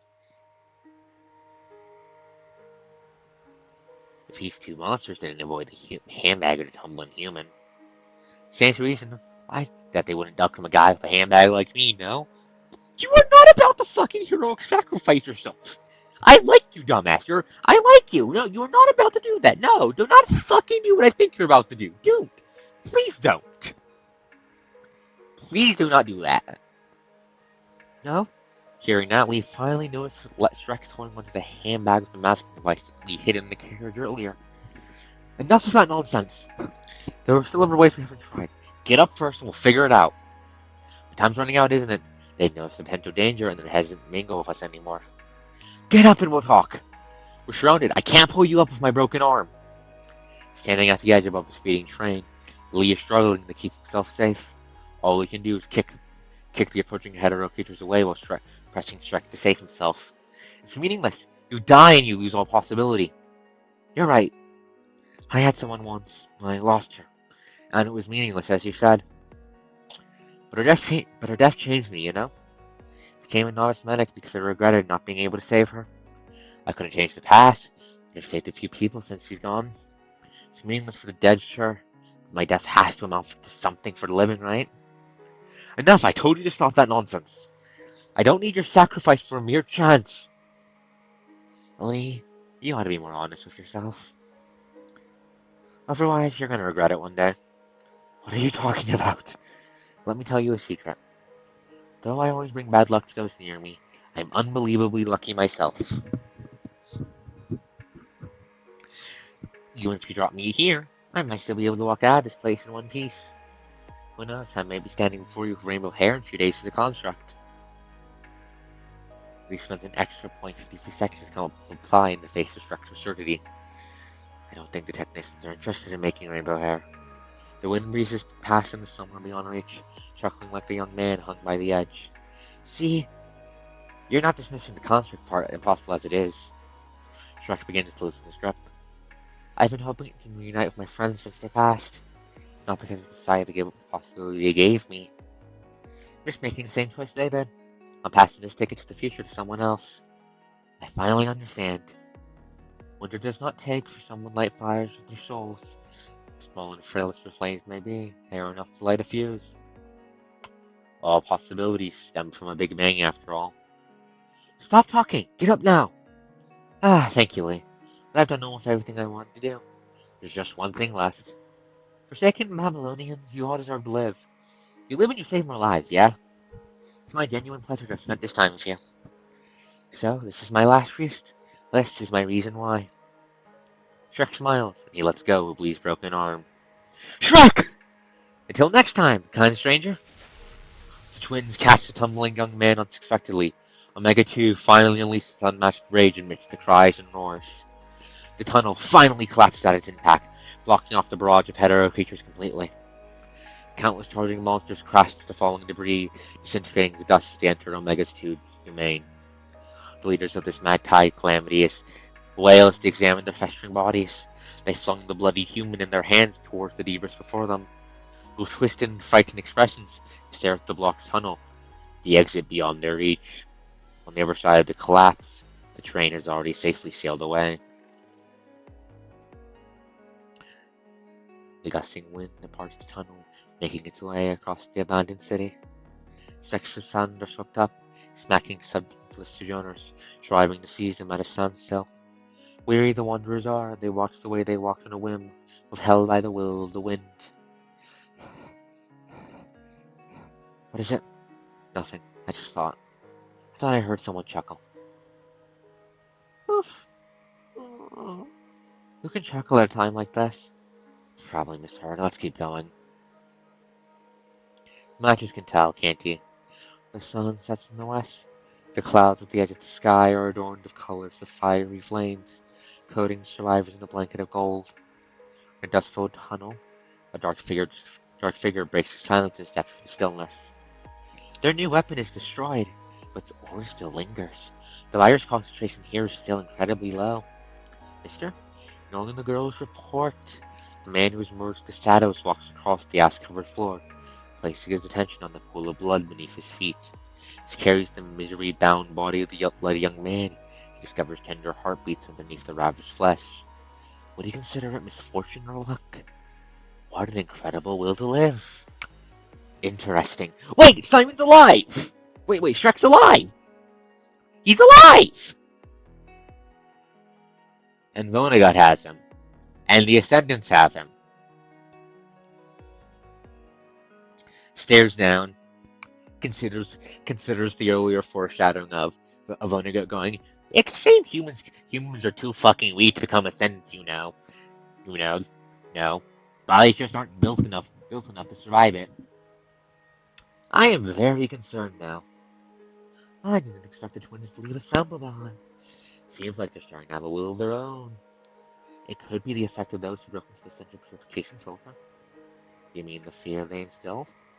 The dark figure walks back and forth before the ruins, observing the giant creature that was once lying not far away from them. Seems the dam's hiding over. Also sensed her children's fear, or sings here from a nearby hive to their aid. Is that the maternal bond? Are you feeling sad for her?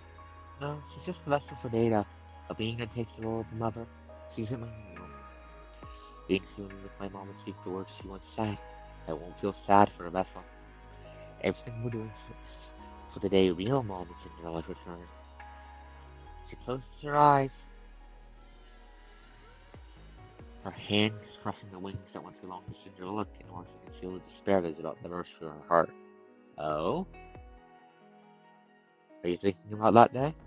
I'm not sure if Loniga does or not. All I know is that this man is a schemer of hard excellence. As in, he very well might be our Aizen. Are you thinking about that day? I'm sorry. I'll give you your freedom once it's all over. I can help you even if what you want is going to Babylonia. You want to see him, don't you? I do. The detached girl looks up at the dark shadow before her, as compliant as a rabbit. However, Mr. Kuwaga Kuruno, remembers killing Mom, however he agrees with everything I've done. I want to see him again and tell him that Mom has woken up. Concern? Did Kuruno make another fucking ascendant? Apologies. Concern? Did Kuruno make another fucking ascendant? Is she the fucking daughter of Kuruno's CEO? Dark figure does not comment on the girl's wish. He acknowledges it plainly for gazing at the other end of the tunnel, like the two creatures who stood here dead. They're back inside the red tide, aren't they? They are. The twins will need some time to recover. But the attack command on the free constructs is yet to be lifted. The header creatures will be hunting for those three. Should we follow? No. We should watch from the sideline until the end. The captain that you favor is among them, too. Obstacles to clarify the current situation for him. We don't have time to get involved in this game of survival. But the survivors have already left the damaged train and they happen to be trapped at her. At the Church of the Merciful One frequents. Oh. That's going to be interesting. Oh? But we don't have to interfere if she wants to get involved. After all, she is oblivion itself.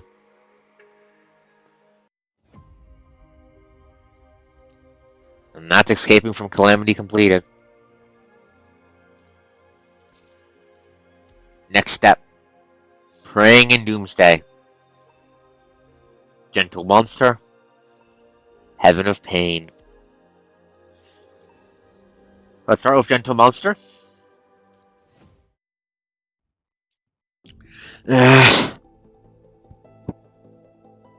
Oh, that wasn't looking good. Feeling intense pain as if her mind is being torn apart. Liv finds her vision blurred, having to lean on the wall to keep her balance. It's been 28 days since she returned to Babylonia. Kosh? Yeah?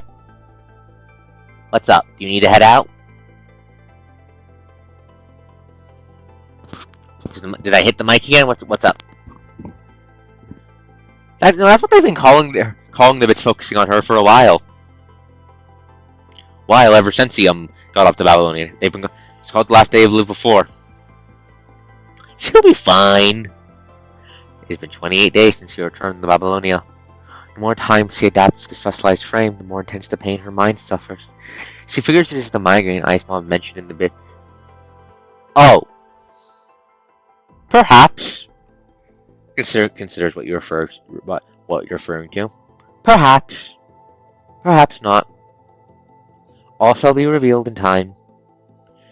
No, seriously, we're going to find out the Merciful One's deal in like two big chapters, promise. In like 2 chapters, I think it is. I'll need to double check. Okay. I'll need to double check the lore concentration. We'll find out what her deal is soon. Not this arc, but like arc after the next one. Although the migraine has become less frequent with the help of Professor Hippocrates, the intensity has not lessened. She feels like her head is impaled and she struggles to focus. This is how we lost all the constructs that were sacrificed during our adaptations. No, this is probably not the only reason. Mournfully, Liv closes her eyes, trying desperately to stabilize her mind. I have to get up. The patients are still waiting. It is 6 in the morning. Even when the rescue missions on the surface have been halted for nearly a month, mornings in the Star of Life are still as busy as ever. With many constructs and medics forced to enter the residency early, Star of Life has become even more chaotic in some ways. Still, Many wounded have had a fighting chance during the most critical moments, only because these constructs and medics were there to share many of their duties. Good morning, Miss Liv. Good morning. Right.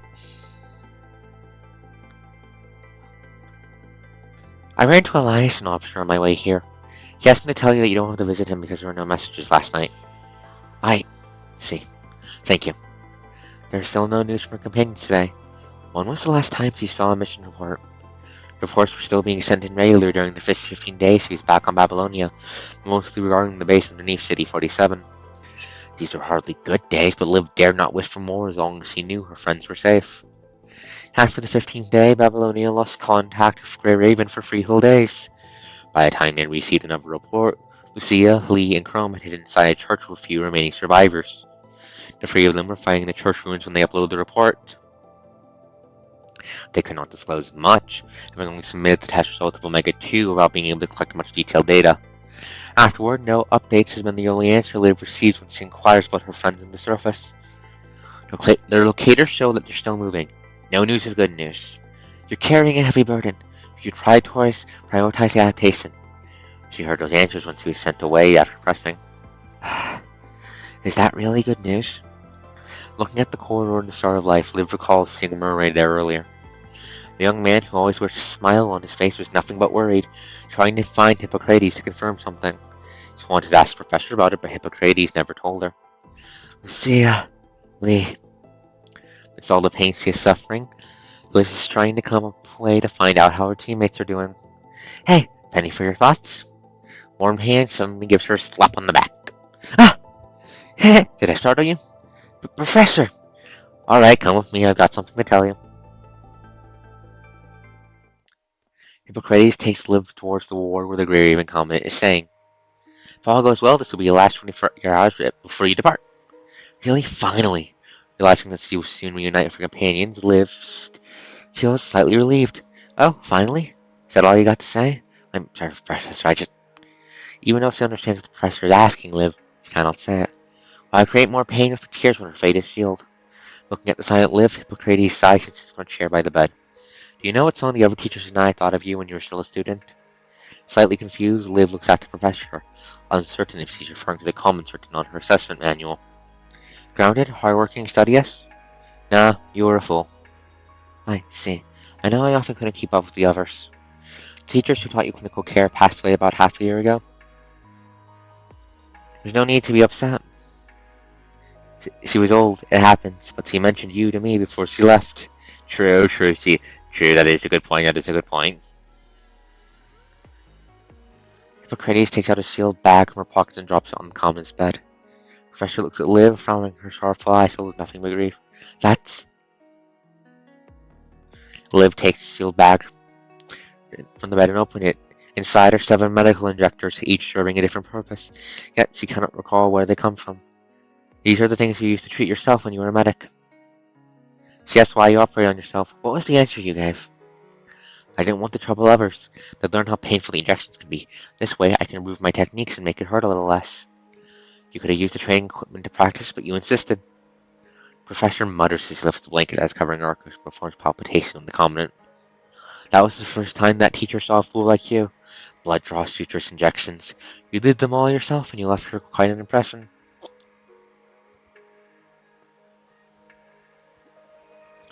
Eventually, she started collecting the equipment you used after sterilizing them. Reminders, she said, lest the deaths we've seen cost us of our empathy. Lest the deaths we've seen cost us of our empathy. Medical procedures were painless as early as the Golden Age. The apocalypse returned all these intricate man-made, machine-made equipments to their original forms. Most medical practitioners were already spent after the outbreak. Students had to rely on feedback from the training equipment to practice. That came with many equipment limitations. But who could afford to care? Even if some of the production lines were covered, we have yet to prioritize the equipment needed by the military. Treatment effect over painlessness. If fighting and survival are the most important factors, one we could lose our empathy from the deaths we see. Who cares how much injections and suitors hurt? Shaking her head, Hippocrates retracts her hand from the commandant and places the blanket back. You care. That's why you're a fool. That's why I had to keep up with what you were doing even when I retired. I was relieved when I heard you were doing alright in Grey Raven. But this world will not let anyone leave unscathed. But Creighton lowers her head, concealing her expression from Liv. They used to say that fortune favors fools. Fools get left behind. Fools don't get to the front line and die. But so many of my students are gone, and now you're going to. The aging professor grabs Liv's hands, her voice breaking and trembling as though this one act would keep Liv here when Liv cannot stay. Professor, I tried. I tried, but you couldn't live. And I couldn't wake up your covenant. I failed. I retired, and it cost me so much time. Arcos might never wake up again. I haven't tried to convince him to wait a few days. Your covenant wakes up, it will solve so many problems. But so many people are dying down there, we're out of time. I'm sorry I couldn't save you. Professor, please don't be upset. Everything you've taught me, past and present, has been supporting me up to this day. Past and present. I just want you to have a future. Professor closes her eyes and shakes her head, locking up all the grief that makes her waver. She stands up and walks towards the door. It's too late to say anything now. Let's go. Aizmov is almost ready. Following Hippocrates to Aizmov's laboratory, Liv finds it more desolated than usual. Only Aizmov and Rosa remain in the room filled with monitors and equipment. Seeing Liv enter, the assistant walks up to greet her before leaving her box of things. Our hope lies within this frame because it is capable of purifying the punishing virus. This is the first time we can truly eliminate the virus.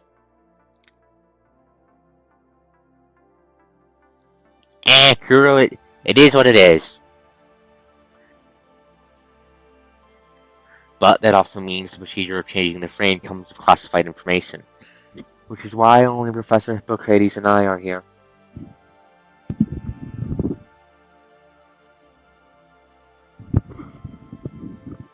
Aismov stares at the file before him and pauses for a moment. One last thing. Since the frame is mainly based on the data of a data built upon the data of an agent, its capabilities are also similar. So this is just an imitation. You have never gone through the filtering that we know of. Once the fight begins, it won't be long before you reach your threshold and lose control.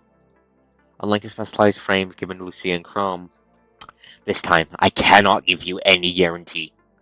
That's okay. I understand. Now, this is just a hypothesis yet to be confirmed. But when the punishing virus drawn by the specialized frame outpaces the rate of the Omega weapon can absorb it, the infection passes your threshold. You might be able to enter the Ascension Network to accomplish with the help of this frame. The Ascension Network? There are remotes, there's just not a lot of them. That's right. If this does happen, it will be a rare opportunity. What do I need to do? You just have to be ready to respond. With the Magneto probe, we can see everything you see. Our old records speak of ASNet as a network built among many corrupted to share information with each other. But having witnessed Agent, the Red Tide, and the Hetero creatures, we have yet to understand how they are all related. Staring at the data, Aizmov closes his eyes, exhausted by the slow updates. Oh, nope, no it does. Aizmov closes his eyes right here. Our Kuro just doesn't have a lot of emotes at first. Modes because they're not a big name gacha company. I think they're not making a. I think the quality's gets better as time goes on as they get more and more funds. But they are not fucking MiHoYo. They're not fucking MiHoYo. They are not they are not fucking rich. Technology, information are not progressing fast enough for him or survivors living in a post-apocalypse. Let's begin. Aizmov. The good news is that unlike the procedure of Chrome, Liv isn't hurt and I am here. We won't need a covenant this time. Before joining Raven, Liv would carry the world by herself until the moment she fell. After she joined them, Argos once told her that she needed not to carry that burden alone.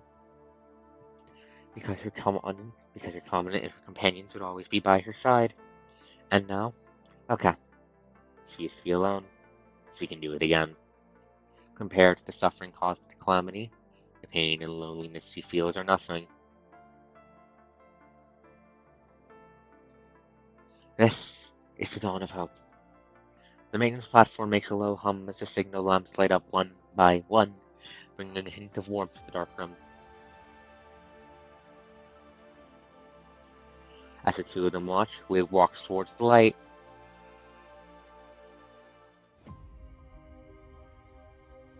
Heaven of Pain.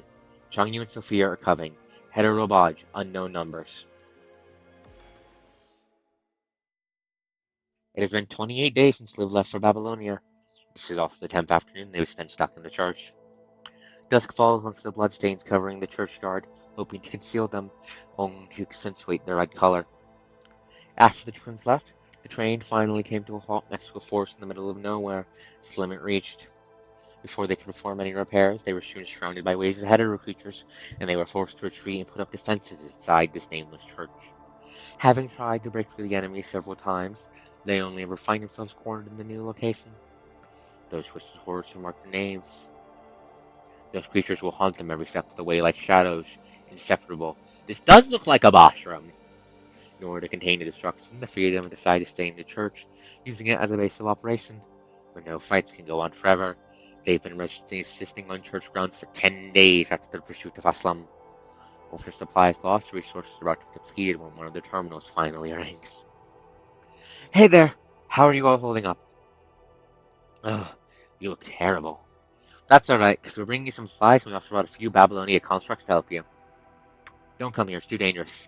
Akadilak is struggling too, so please look after yourselves first. Oh no, yeah. Don't come here, it's too dangerous. Akadilak is struggling too, so please look after yourselves first. Relax. Akadilak has been working with the Niter, so you don't worry about us. Okay, the fucking boat. The boat is probably, the boat and the crew are probably the safest places on the goddamn planet because the fucking ocean means the giant murder hordes can't get to them. After we got settled, we went back for some of Watanabe's folks as well. I know it's pretty bad where you are, so stop bringing us away. We just borrowed these supplies from the Niter anyway. We're almost there. I bet you're all feeling very grateful. How are Jamila's injuries? Paleo got us someone who can help. Good. Sit back, don't get up. Don't give up. We'll be there soon enough. Ending the Lucia! Entering the transmission, Lucia returns to the dust-filled room in dreary silence. Any news? It was Changyu and Sophia. They're bringing us some supplies to repair ourselves. Told them not to come, but they insisted and said they'd be here soon. Lee does not answer. He is on the brink of collapse. His broken right arm is yet to be properly repaired, deteriorating from infection. Dusk and silence, exhaustion and wounds. They weave together a web that binds the two of them to the bench they are sitting on with no hope to escape. Even with all their struggles, time has not granted them room to breathe. Only when a speck of dust falls upon her shoulder from the chandelier in the church does Lucia drag her damaged frame up, supporting herself with her katana. They're back. I'll get Chrome. His frozen attack can still buy us some time. Any news from Babylonia? No. But our mission report and reinforcement requests have been received. If they abandon us, Lucia does not answer. Lucia does not know how to answer. They are already knee deep in a possible situation. Hetero creatures would still fight to their death even if Babylonia set in armies and transport crafts now.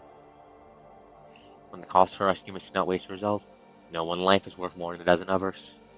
Lucia and Lee. Radiant spirit will live on as long as Liv and Arcos are safe from Babylonia. Things are darkest before the dawn, except we promised the four of us will always be together.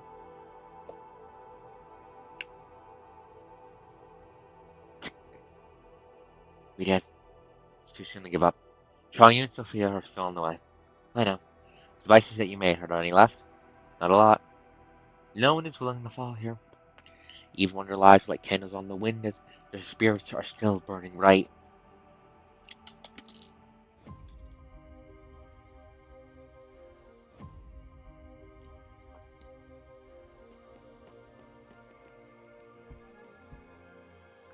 We are not far from Grey Raven. Protect the supplies. Understood. Hey, back. There are corrupt and hetero creatures ahead. Like what Lucy and the others have said, there'll be a tough fight ahead. They're here. Okay, showtime, let's dance. Can't believe they made it here so fast. Prepare for battle! Sophia, like what we agreed upon, please provide us support. Got it. I'm fine. Healing, okay.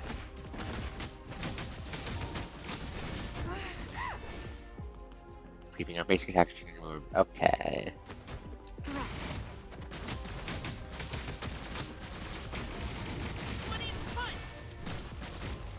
Die.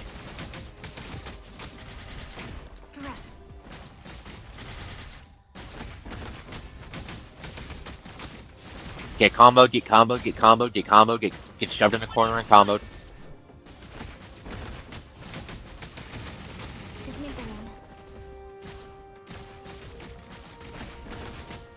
Correct.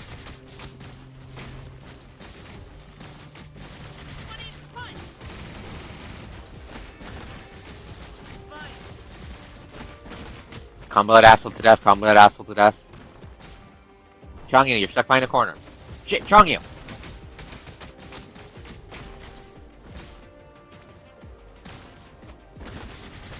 Dismantling. Combo this asshole to the ground.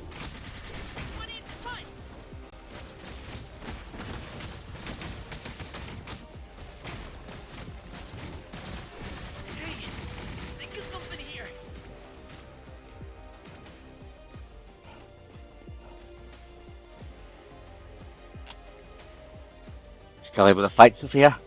I'm okay to provide support, but you are severely damaged. Doesn't matter. You have you, don't we? According to plan, the next escort team member should be here. Officers? Tired of this, Sophia. Counting on your support.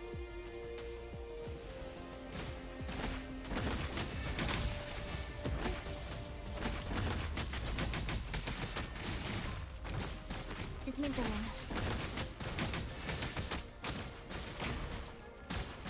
Die, you fucking viral scorpion fuckers.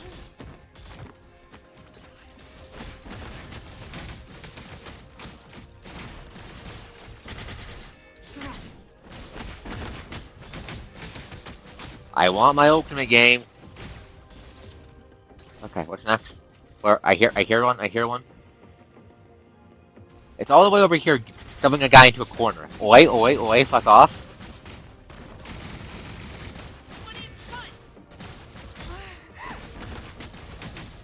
Dismantling.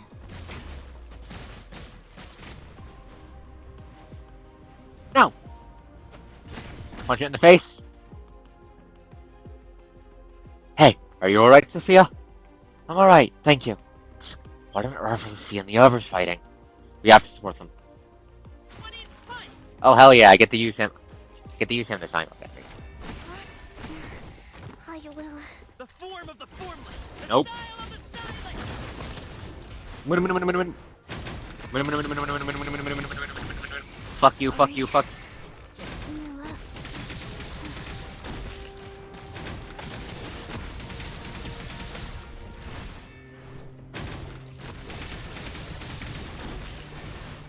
Shit. Raja.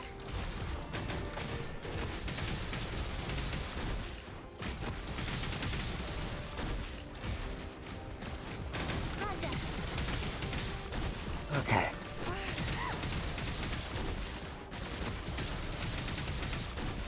Muda. Just Muda through. The fuck is that? That just entered through a portal. What is that? What is that? That's new. I don't. What is that? What the fuck is that? Why did it enter through a portal? Why does it look holy? What the fuck is that? So that's the so-called boss? Looks like something from the church. Why did it enter through a portal? Did it just teleport?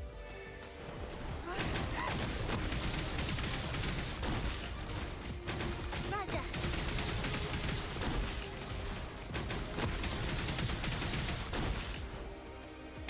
Oh,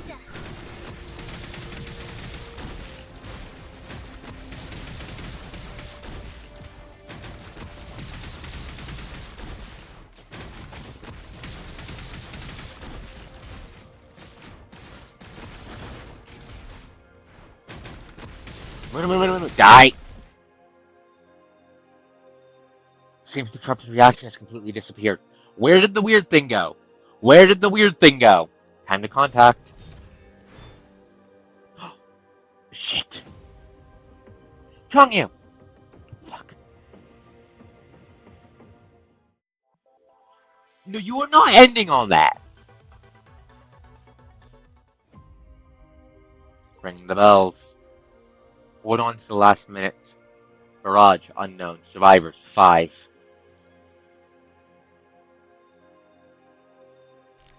Oh, fuck. Fuck.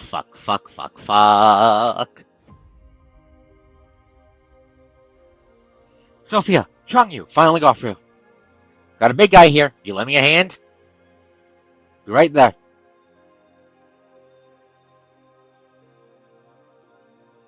Communication is down. There'll be great danger if they get surrounded by corrupted. Not much time left. Okay, coordinates the last communication arm. Here! Hope I can still make it. Go. Book it. Chrome is about to solo, man. Thankfully, Arclight is a pretty good frame to solo things. It's the massive pile of shield and the shield I get is an obvious. This will pave the path to victory. Shit, that thing again. That's Sanctuary Guard, eh? What the fuck is that movement? That thing. I saw this coming. That thing moves like a fucking boss. Where'd it go? Did I kill it? Or did it fuck off? This will pave the path to victory. Follow the passage to the lower floor. Okay, thank fucking god for Chrome's regenerating shield. Changyu!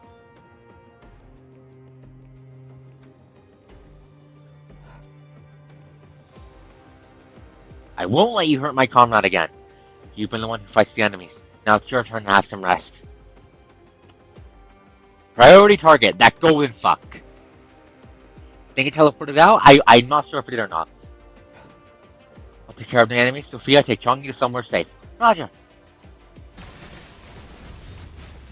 Die. Okay, no, I killed that. Okay, despite appearances and speed, it's not that tough. If I get the drop on it, it fucking dies.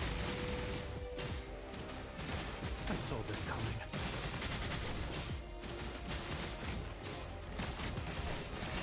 Yeah, no, it died. It's not as tanky as it looks like to be. It might move like a boss, but the damn thing does not have the fucking helpful one. This will pave the path to victory. Okay, there we go. Sophia, how is Changyu doing? He's been severely infected. I'm treating it for him. You have to move. There are corrupted coming over from the upper level. Find a way to meet with the escort team at the entrance. Yeah, let's go. The escort team got disconnected. They are under grave attack. Do you need our support? According to the last report, it's too late. Lucy already warned us about this, but we still underestimated our enemies. Let's treat Changyu here. I'll protect you. I don't give a shit about the fishies. The fishies are small fry. I saw this coming. This will pave the path to victory.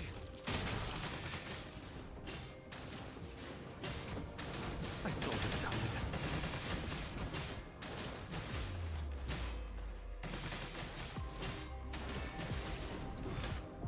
I saw this coming. Don't move out of my sight.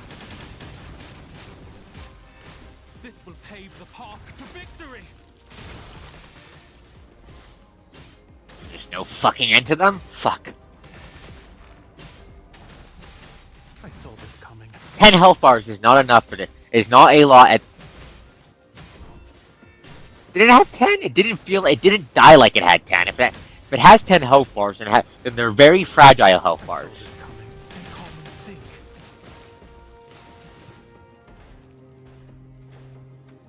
Why are they stepping back? This is not the perfect setting, but let's fix you here. Here, Changyu.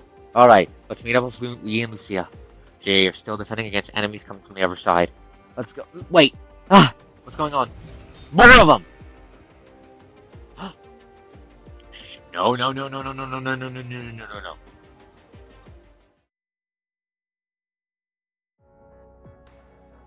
No, I think it's either their very fragile health bars or Chrome's enhanced state just does so much damage that it just blends into them when I throw it at them.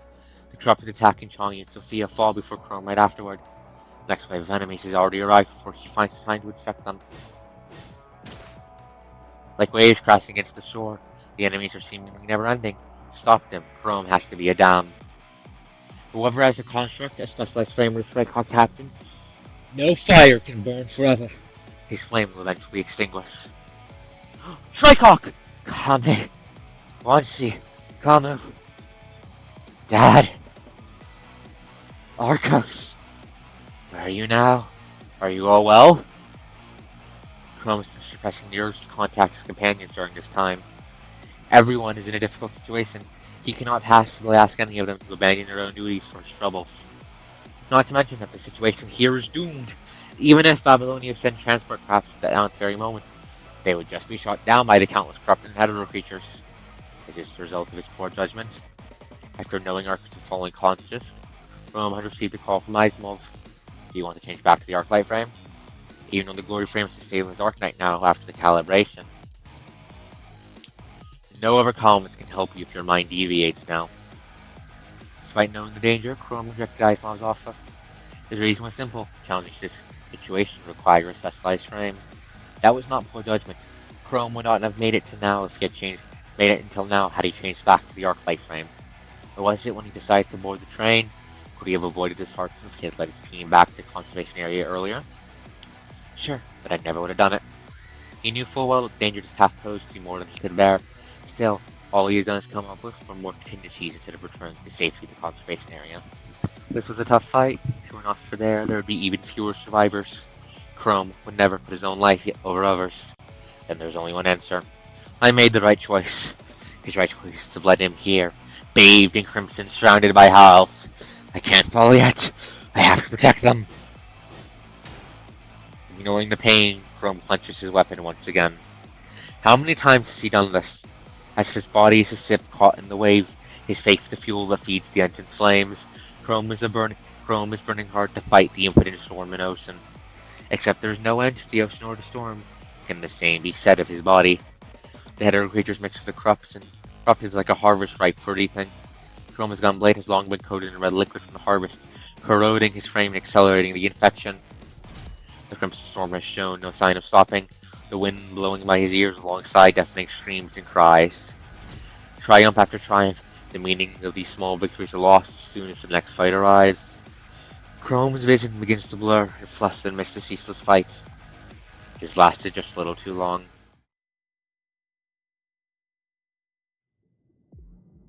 He's not sure when he realizes the wind and screaming have stopped.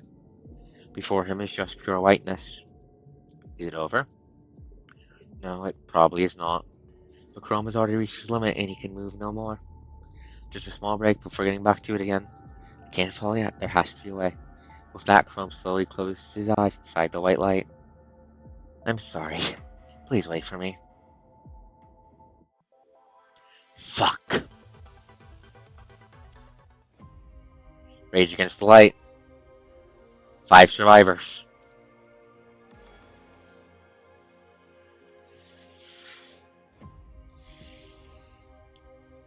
While Chrome is going for backup.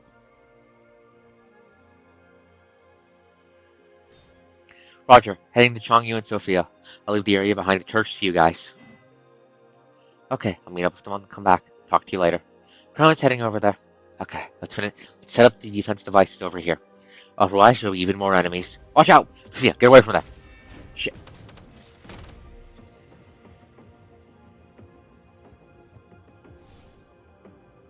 There are still monsters coming over. Find a chance to meet up with Chrome and the others. There are many coming on top of the clock tower on the church. It'd be worse if we can't set up the defense devices. Still trying to run. I'd advise giving up.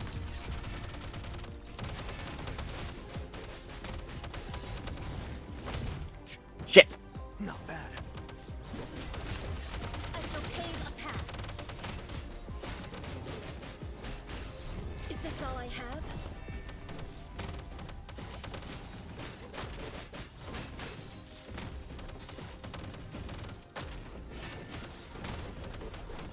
Shit!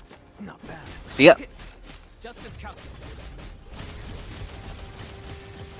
Fucking more of them? Is this all I have? Come on. Their attacks are so fucking slow. I can't matrix. Isn't the end. Lucia! Giving up.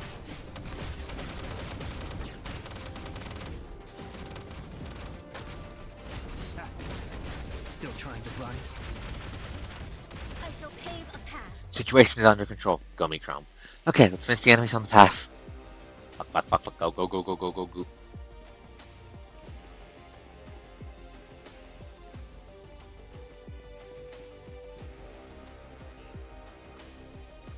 I do not recognize that symbol.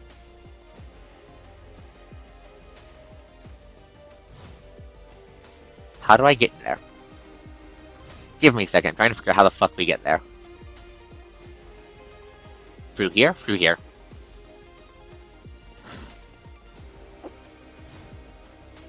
Oh? Kame, Bonsi, Kamu, Fatherland, Chrome. What's going on over there? Silence. We have to meet him ASAP. Isn't the end. Wait, the defense devices ahead were broken. We have to repair them, otherwise we'll be surrounded by the enemy. Fuck. It's time we don't have. I'll fight for you to fix up the defenses. Signal boost mode. Arctic mode. Okay, we don't have the super mode. Great. Take this! Out of the way! Raven flash! This isn't going well. I know it isn't going well, but we have to keep on fighting. I won't forget. Fuck, shit. Died once. Crap. Okay. Raven flash! Okay. 40. Okay. Raven flash! Out of the way!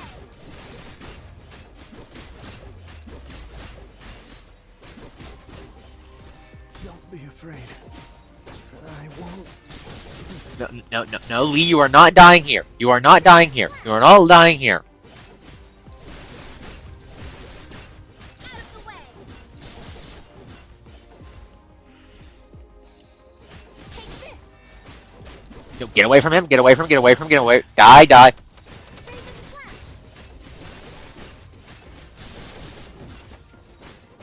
Out of the way! Raven flash! Just keep swinging. Just keep swinging. Just keep swinging till the end. Just keep swinging till the end. Just keep swinging till the end. Is this all I have?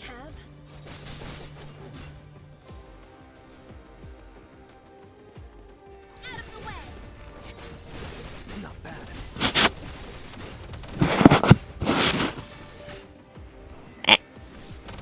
Give me a second. Apologies, itchy cheek was bugging me. Out of the way!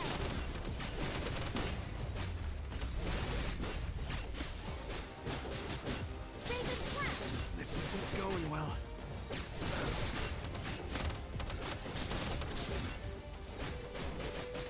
Take this! Raven flash! Out of the way! Now I got my controller back. I got my controller back up. Okay. Out of the way! Don't be afraid. I won't.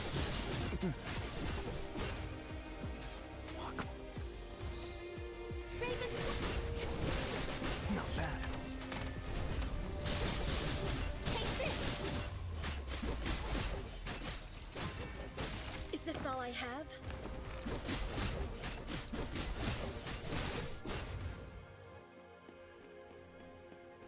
Raven flash!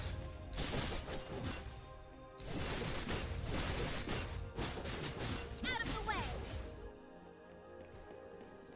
Shit, get off him. Get off him. Get off him. Take this! Raven flash!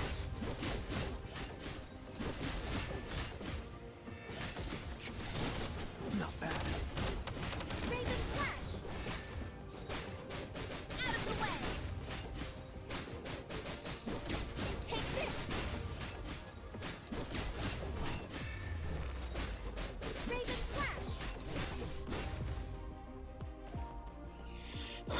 flash! Take this! Out of the way! Raven flash! Take this!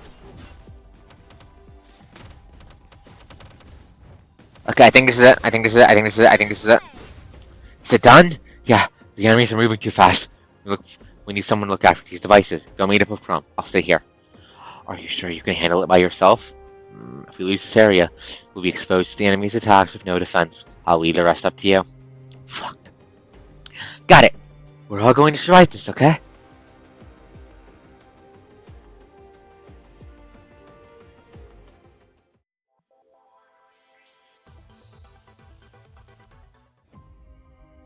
Until no one is listening. Barrage unknown. Survivor 1. Oh. Oh fuck, is everyone dead? If we can't defend this place, we'd be exposed to attacks unprotected. I'll leave the rest to you. Got it! We're all going to survive this. How long has it been since he made that promise? Now they are trapped inside this church, a sanctum that should be protected by the gods, and all they can hear is the sound of hetero creatures surrounding them. She knows her companions are nearby, but she cannot move an inch from all the corrupt and hetero creatures blocking her way. She tries to call for a companion, but the transmissions only return disjointed words and white noise. Perhaps it is true that sometimes prayers should not get answered in this world. In a brief moment of trance, Lucia recalls the place that sent her down the path, becoming a construct. Children clustered together, cold and hungry, lying and hurting each other for their survival. That was also a church. She lost her last family at a church. Is she going to fall at a place like it as well? This isn't the end. Supporting herself for Katana, Lucia struggles as she moves forward. We haven't. Her will is still defined, but her frame can no longer support the fight that has lasted over 10 days. It's time to face the truth. Perhaps this is the end of the line. Did they make the wrong choice? Should they have followed Liv back no matter what? No. More people would have lost if they had not stayed. That is not something she or anyone from Grey Raven would have wanted to see. Captain Chrome had not complained about the harsh battles once in the last 10 days. He never regrets his choice because of what he is going through. How would Captain Barrack from Cerberus act? Vera will look reluctant, but the truth is he would not stop fighting, Lucia thinks. Vera was casually talking about a previous rescue mission on the transport craft back in Atlantis with the Commandant. Once Vera found herself at a place where search and rescue equipment was not operable, the safe dog by her side helped her find the target. It was because of that story Lucia and Liv managed to find the pregnant Fantine at the ruins with the help of matches. Lucia fights the endless horde of hetero creatures. Fragments of her memory flash by her mind like a merry-go-round. None of us was to see another life lost. The other teams might not be here, but Lucia believes that every one of them would have made the same choice. Even Vanessa, whose whereabouts are unknown, has chosen this path not long ago. Each of them has someone or something they wanted to protect, and each of them has fought until their very last breath. We do not regret, but the world is not merciful. Cutting down the enemies before her, Lucia looks around at the more creatures yet to come. Her frame is thrust to its brink, her inver device at the threshold. Lucia estimates that she has 10 minutes before she stops moving. I won't stop, even if I only have 10 minutes left. Her belief will be with her until her last moment. As her determination is being rewarded, she hears a voice on the Grey Raven's comms channel, one that she has not heard in a while. Lucia! What's happening? Why can't I see you on the comm? Where's Lee? Why couldn't I contact you before? There's monitor from the comms not showing anything. Lucia cannot see Liv, and Liv cannot see her. That's because the moment she hears Liv's voice, Lucia immediately covers the terminal. She does not want Liv to see her like this. Maybe Lucia's terminal is damaged during the battles. Sure, she cannot see Liv on it as well. But that is fine. Despite not being able to see Liv, it's good enough to hear her voice in the end, Lucia thinks. Are you still in Babylonia? I'm on a transfer craft to you. I'll be there soon. No, don't come here. It's too dangerous. Lucia, what's going on? Why is it dangerous? It's okay. You don't have to worry about me. Do you remember the weapon President Hassan mentioned before I left? It's done. Doesn't matter how dangerous it is. I can protect you. I can do it now, Lucia. Please, believe me. How long until you reach us? It should take another hour. An hour? It is too late. What's wrong? Why aren't you saying anything? She cannot change the ending? Then at least he can go, accompanied by Liv's gentle voice. Can I, huh? Can I hear you sing one more time? What, Lucille? Why are you? Think of it as a countdown. I'll feel more assured if I can hear your voice when I fight. Your song close by. I'll know you're near. Lucia, Lim, sing it to comment someday, okay? Lucia, I see you like the situation Lucia is in. Lucia can hear her gentle voice saying, I'm sorry, it's untoward to ask you to sing mid-flight. No, it's the only thing I can do before I reach you. Let me stand by you this way. But you have to promise me that you keep yourself safe and never give up. Fly on a raven's wings, Sally. Sally. Hold on until I get there. I will be able to help. You have always been able to help, Liv. In order to keep Liv from being more wounded, Lucia tries her best to chuckle. Then I'll be waiting for you here.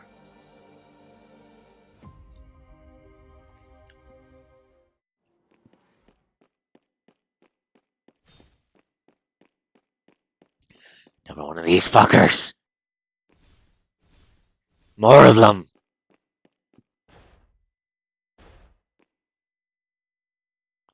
We are surrounded again. Our lines are not far from us. I have to make it until we meet up with them. His voice is coming from the terminal. Out of the way! Take this, Raven Flash!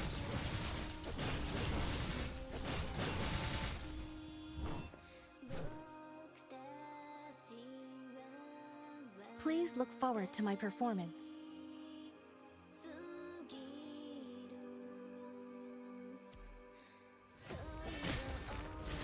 Take this, Raven Flash! Out of the way! Don't care how many of you bastards we have to cut through. Take this! Raven Flash! Out of the way! Raven Flash! Take this! Cut through them all. Liv, I won't stop fighting, even if the Evernight devours me. Raven Flash! Out of the way! Is this all I have? Yellow attack is iframes. Yellow attack is iframes. Yellow attack is iframes. Shit. Come on! Raven Flash! Take this! Out of the way! No! This isn't the end. It's not the end. You're right. Just a little bit more, Lucia. Raven Flash! Take this! No matter how many enemies there are. Lucia! No matter how many times I fall.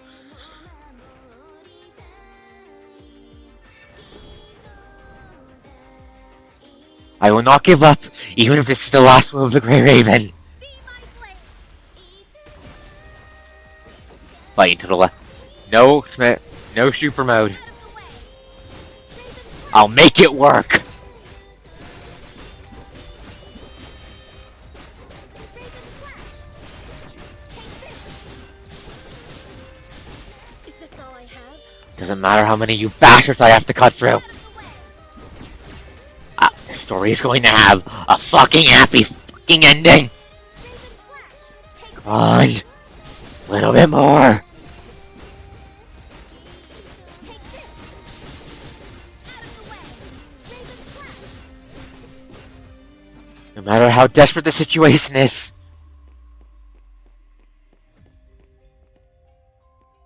Sorry, Jamalaya.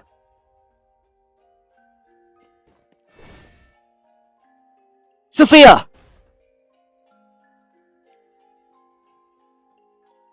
Damn it! My body! Chungyu!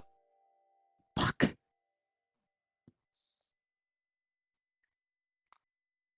Please, wait for me. Chrome.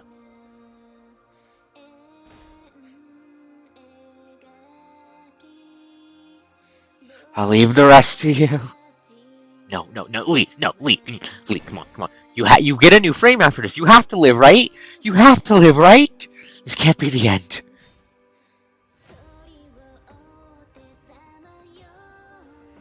We've made a promise. The four of us will always be together. This is what it was supposed to be.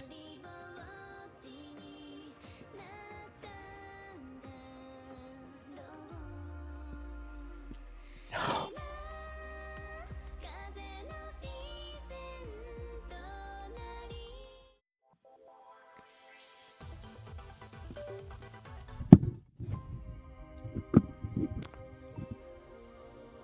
Fifth farewell. Okay. I am going to be right back. We're not ending this off until we are done the fucking arc, but I need to be right back. I need to use the ladies' room before my gut bursts from the drama. I will be right back.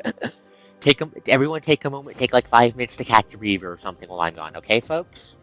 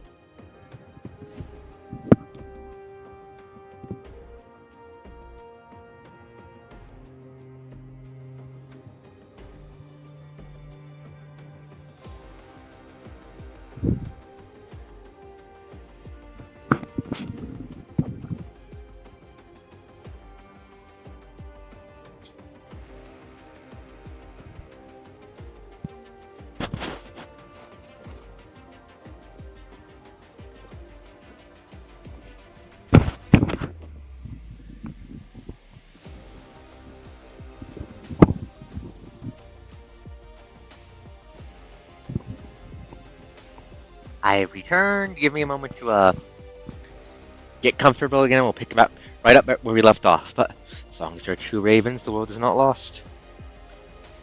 Hopefully. Hopefully there'll be two ravens left by the end of this done. Stream. Fifth. Farewell.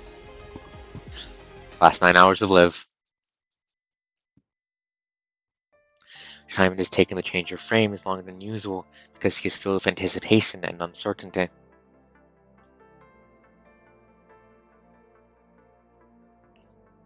Liv closes her eyes as she sits eyes watch, but she wakes up to a flock of whispering crowds. With an intense migraine in her mind, Liv struggles to open her eyes, looking forward to the haze and darkness. The familiar leaders stand before her, offering care and words of comfort. After they step back, faces strange or familiar begin to approach her. Most of them are councilmen from the parliament. Apart from the administrator, Star of Life, and Bianca, Liv can only just recognize which departments the others belong to from the badges they are wearing. They are ecstatic, intrigued, and ruminative. All kinds of emotions center in on Liv. No, I don't want to skip the story. Filtered through their gazes. They are brimming with passion as if staring at a valuable piece of art, but there's a coldness, as if they do not seem to see Liv amidst all her mechanical parts. Among them is a woman from the control court, who walks towards Liv and hands her a golden brooch. You bit! You points at her. Merciful one! Why the fuck are you here?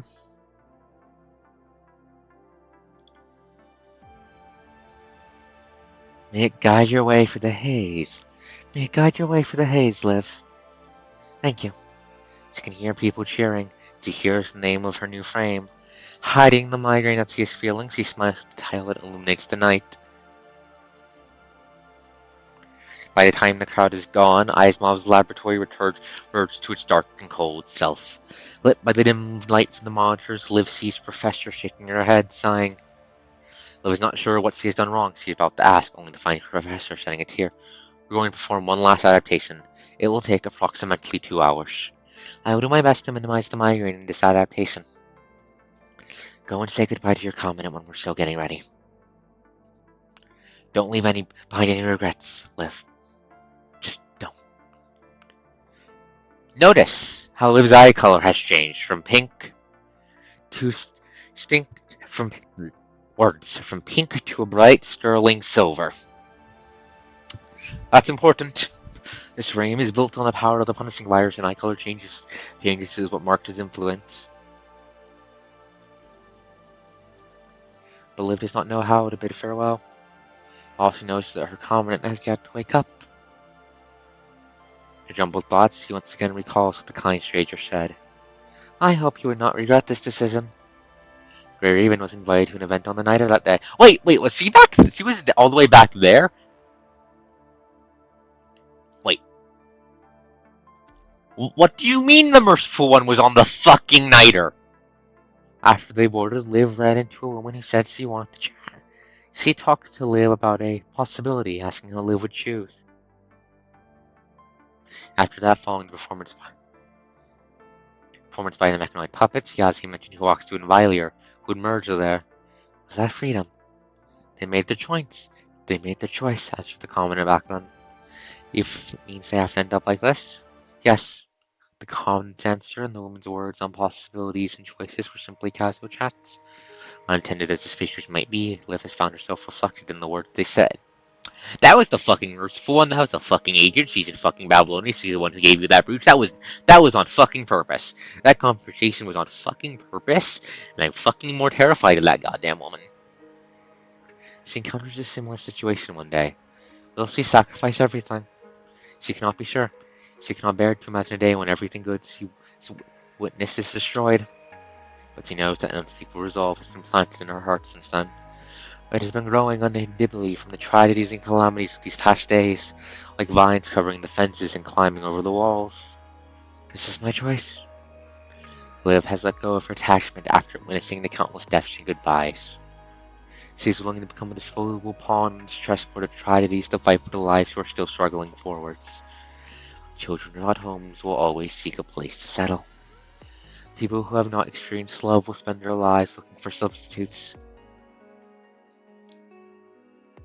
Liv has found a home in Grey Raven, and she has gained warmth there, but she has not treated it as her destination. Just like how Lucia picked up her blade so that no one has to suffer her pain, Liv has been fighting to this day so that everyone will have a home to return to. An impulse imprinted in her mind, it forces her to step on the front line, and eventually it will witness her fall. There is no need to hesitate anymore. She just has to keep moving forward, give it all she has to offer until the moment she can no longer stand. Over and over, Liv confirms to herself her decision and the plan for the 3-hour combat. Once she reaches the surface, her life is on a 3-hour timer. Every second counts. I'm ready. She makes sure once again that her resolve has not wavered. Her feelings have been forced into strongest armor, building an unbreakable line in her heart. In that case, where does that hint of unease come from? Do I still have regrets? Looking at the pale and gaunt Common on the hospital bed, Ilya remains silent and missed the beeping noise of the vital sign monitors for a long while. You don't need to cry. Finally, she lifts her hand and gently places it on the Common's chest. The cold fingers of her new frame rising, falling rhythmically with it. She remembers that spot. Even when she's covered by the blanket and layers of bandages, Liv remembers it clearly. That is where Arcos was fatally wounded for the very first time. Liv was right by the Common in that day, but she could not stop it from happening. She moves her fingers, seeking until they reach the other side of the chest. Liv also remembers that spot, a scar left behind when a loose rock hit the Common in City 75. She wanted to follow her without A, but she was stopped. Then our hands struck past the Common's legs, which had gone frail from lying on the bed motionless for so long. She caressed the Common's delicate neck, cheek, and the fade scar on the Common's forehead. If Arcos wanted, all these scars could have been removed with the advancement in technology.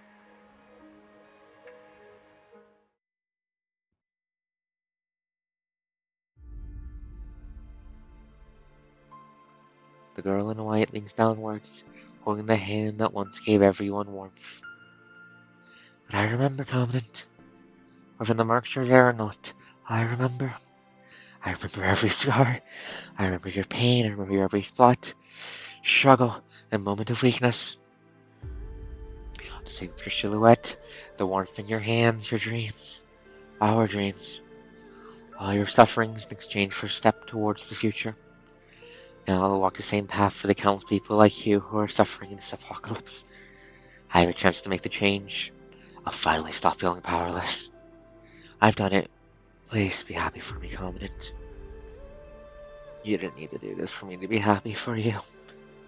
I was just happy to have you with me as we help people. But an unmistakable hint of pain still lingers in her. Commandant, I don't know what I can offer to thank you for the days you stood with us. I've never been an exceptional person. It is luck that I've been able to stay here, protected by you and Grey Raven. Like sunlight in the attic, night breeze from the ruins, this voiceless shadows. I have nothing but myself. What else is there to offer? There's just my memories. Of you. Of them. When sunlight hugs the flowers, its ray carries their scent. When the night breeze passes the crowd, it learns to hum their songs. When a shadow spends its days attached, it draws the shape of light. This is all I am. All I can leave behind. She places the paper boats she folded by the bed. Each one of them is a page of her journal, letters that she has been writing for the past 3 months. They carry ashes, dust, blood, and tears. Will you be disappointed by this parting gift, Commandant? The girl who has nothing left takes the 7 injection needles her professor gave her. Collecting the paper boats together, she fixes them to her needles, forming the shape of the Queen of the Night. In the night, made from white paper boats, the life that flourishes for a moment before they expire. That boat carries her memories at the end of its voyage. Placing the flower by the bed, Liv holds those delicate hands once more and offers them a parting kiss. Please, don't be sad about the brevity of life. As long as you remember it, even the Queen of Night's 3-hour blossom can last for an eternity. Please forgive me, Commandant. No, forgive me, Arcos. She whispers the name, her grief irrepressible. Even when I'm prepared to sacrifice myself, even when as a medic I know it's futile to have these dreams, but still, at this moment, please forgive me. I can't help but wish for an afterlife. No longer able to control her sorrow, Liv cries, face covered with tears like window pane on a rainy day. Commandant, Arcos. Tears fall into the unresponsive hand, shaking the corner of the bandages. Been hoping for a day when Earth triumphs again, when you can see flowers blooming in rooms and people laughing by their new homes, displaced no more. I love this world so much. I love all your smiles. Humans, constructs, machines, plants, animals, insects, bacteria. Our existence is so beautiful. Because of the tiny sparks of life coming together that the eternal night will end. But our homes and our future have been taken by the punishing virus. Someone must take the first steps to find a way to eliminate them. Even that step cost me my life and our reunion. It's a price I'm willing to pay. Only when the virus is gone can humans like you come here to live on. So, this is my choice. I'm leaving, even when there will be regrets. It's okay, as long as you and everyone else can live in this world safe and sound. That will be the proof I have fought until my very last moment as one of the Grey Ravens.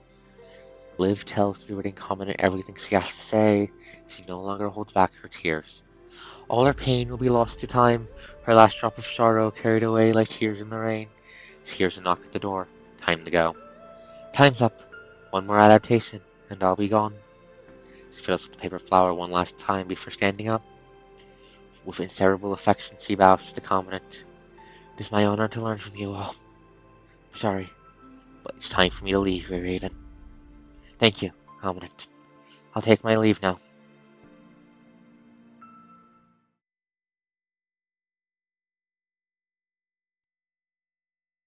The last test went well. Thank you, Liv. 皆様の期待に応えるため当然のことをしただけです。 It's my duty. Everyone is counting on me. こんな重荷をあなた一人に背負わせた。 It's our fault we have to rely on you. 全員の責任よ。 It's our fault we have to rely on you to do this all alone. 誰かがやらねばならないことですから。ご信頼感謝します。 Someone has to do it. I'm glad that I have earned your 教 trust. 授がヒポクラテスを名乗るのは誓いに背いてはいけないと I know you 学 picked 生に him. 伝えるため That's ですよ redundant. ね。 I know you picked the name Hippocrates to remind your students not to betray the oath they made. 誓いの日から私の願いは変わりません。病気の人たちの健康と幸せ、そしてあらゆる命を尊び、一生を人類に捧げます。 Just like the day I made my oath, I still wish to dedicate my life to the service of humanity. The well-being of my patients always comes first. I will respect the autonomy and dignity of all 教 lives. 授の弟子として皆様の導きのもと成長できました。 It is my とて greatest も honor. 光栄です。 It's my greatest honor to be your student and grow under everyone's care. 私は絶対にヒポクラテスの誓いを忘れません。これが私の願いですから。 That is why I will never forget the Hippocratic Oath, because that is all I wish for. もう私からあなたに教えることはないよね。 It seems like there's nothing else I can teach you. リーフ、 Class dismissed. 卒業よ。はい。ありがとうございます。 Thank you, 教授。 Professor. 次の降下目標地点はグレイレイブン隊とクロムがいる教会の廃墟だ。座標から見て人型生命体もその付近にいるだろう。 You will be landing in the abandoned church of Raven and Cromar. According to our locators, the twins are also approaching there. みんなは無事ですか？ How are they? 通信が We've つながった。 successfully established 輸送 communications. 中に彼ら You と can 連 talk 絡 to them を in the 取る。 transfer craft. Cute pal. Very cute pal. わかりました。 Understood. リーフ、 Liv. 人類の希望と命、君に預けたぞ。 You're the hope of humanity. Save them. はい。絶対にご期待に応えてみせます。 I will not let you down.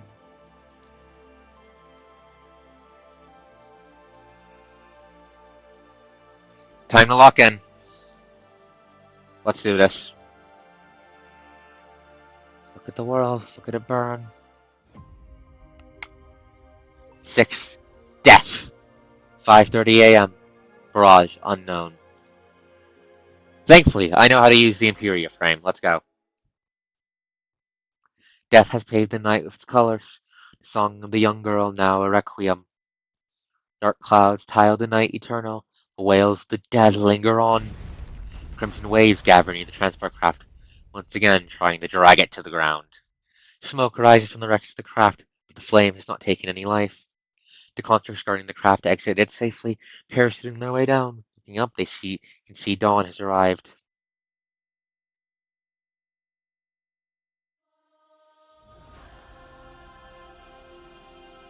The frame, white in color, stainless and divine, stretches its wings, defying gravity and hovering the top of the church's clock tower.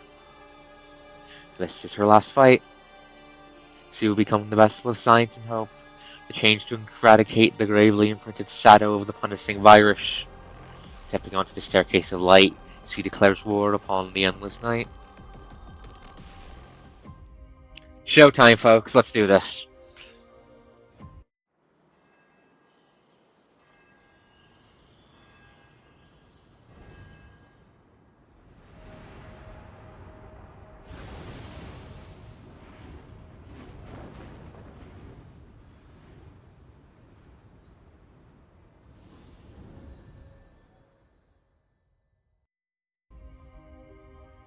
Awaken all the corrupted constructs.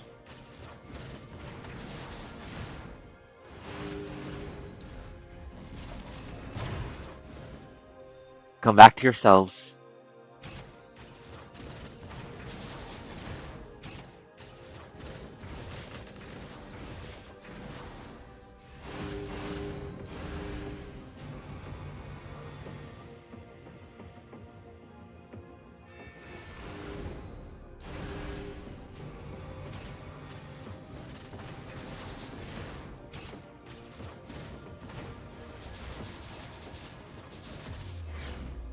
Everyone.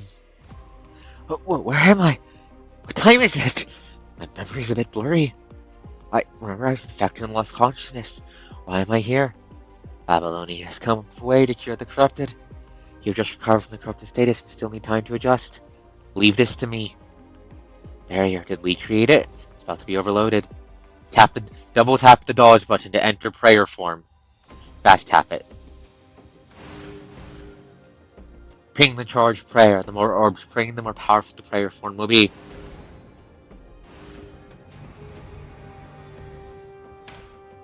Are these corrupted the mechanoids that have guarded this church? Lee, allow me to borrow your device a little bit. Shari, you are not allowed to go through here. I'm already capable of doing it.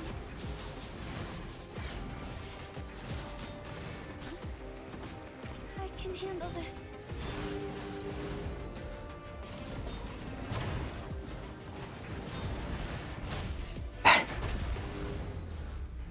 Burn! There are two severe punishing virus signals ahead. The twins? They seem very weak. Lee! See ya. Game, please don't make me do what I think you're about to do. You've been waiting for me. Still late. Can't give up. I have to take you back. Please don't.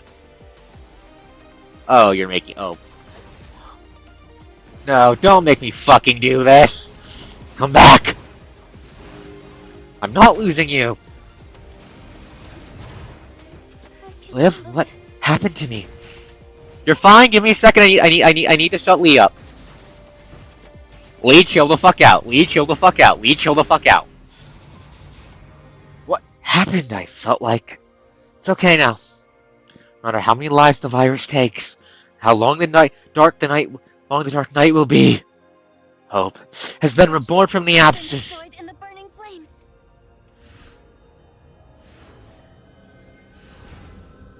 Hope has been reborn in the ashes.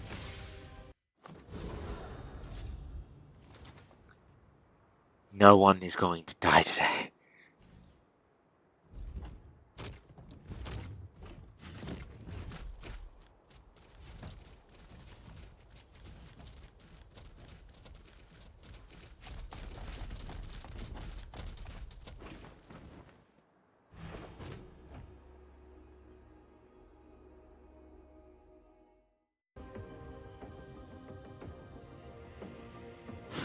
It's not done yet till the twins are dead. As the ivory fire burns, the head of creatures turn in the red mist, sinking into the young girl's frame. Light underneath the dark clouds is extremely gentle. Even when those eyes stay set for so long, they feel no pain when they greet the dawn. Is that light?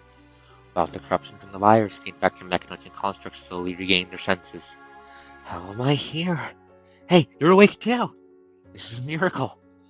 No longer needing to fear the uncontrollable virus, no longer needing to kill their comrades. The crowd is bounding with joy and perseverance. Hey, we need someone over here. You got it.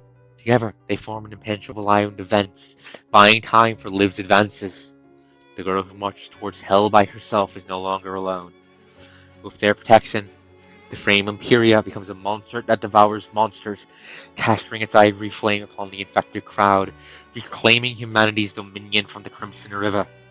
That day has finally arrived. This is just a drop on the cure on the wound the size of a planet. But humankind has already paid a hefty price to find a cure that can heal this rot. Every construct who wakes up is cheering. A new morning has arrived and a clear sky is sure to follow. It's all going well. As researchers have planned, the virus is being funneled into Liv's mind by her frame. But as they expected, Liv cannot channel the virus into power as a non-agent. The effectiveness of the weapon is limited, and the unabsorbed virus is slowly accumulating. Liv has not been controlling the rate it draws the virus in, nor has she wanted to. Despite its name, Inferior is nevertheless ephemeral. It lasts but a moment with no time to waste, just like a queen of the night's blossom. For 3 hours, Liv pushes herself to her absolute limit. I can't believe the extent of its power! Not only has it cleared a large amount of corrupted, but it even woke up a bunch of them! That's marvelous! Marvelous! It's nothing compared to the amount of corrupted around the world, sure. That's a brilliant start! I dare say I can feel the smiles of all those who sacrificed for Project Winter. Looking at Liv on the monitor, Colin said to drop of passionate tears. Shame that she has to trade her life for such a brief, tiny spark. Have we finally gained a weapon that counters our misfortune?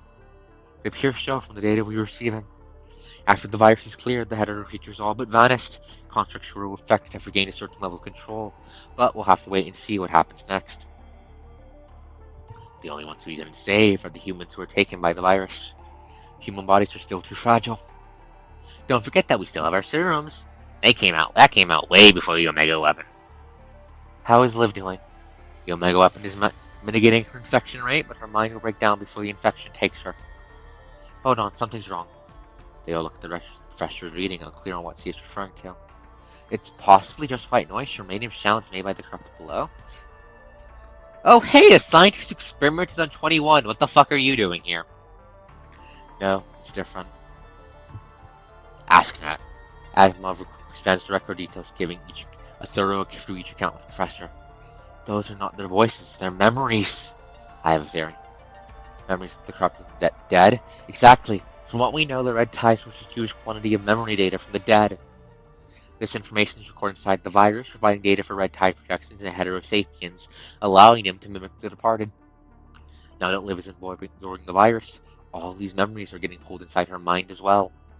We never noticed this in the corrupted. Have we only managed to decipher this data because Liv's mind is more stable?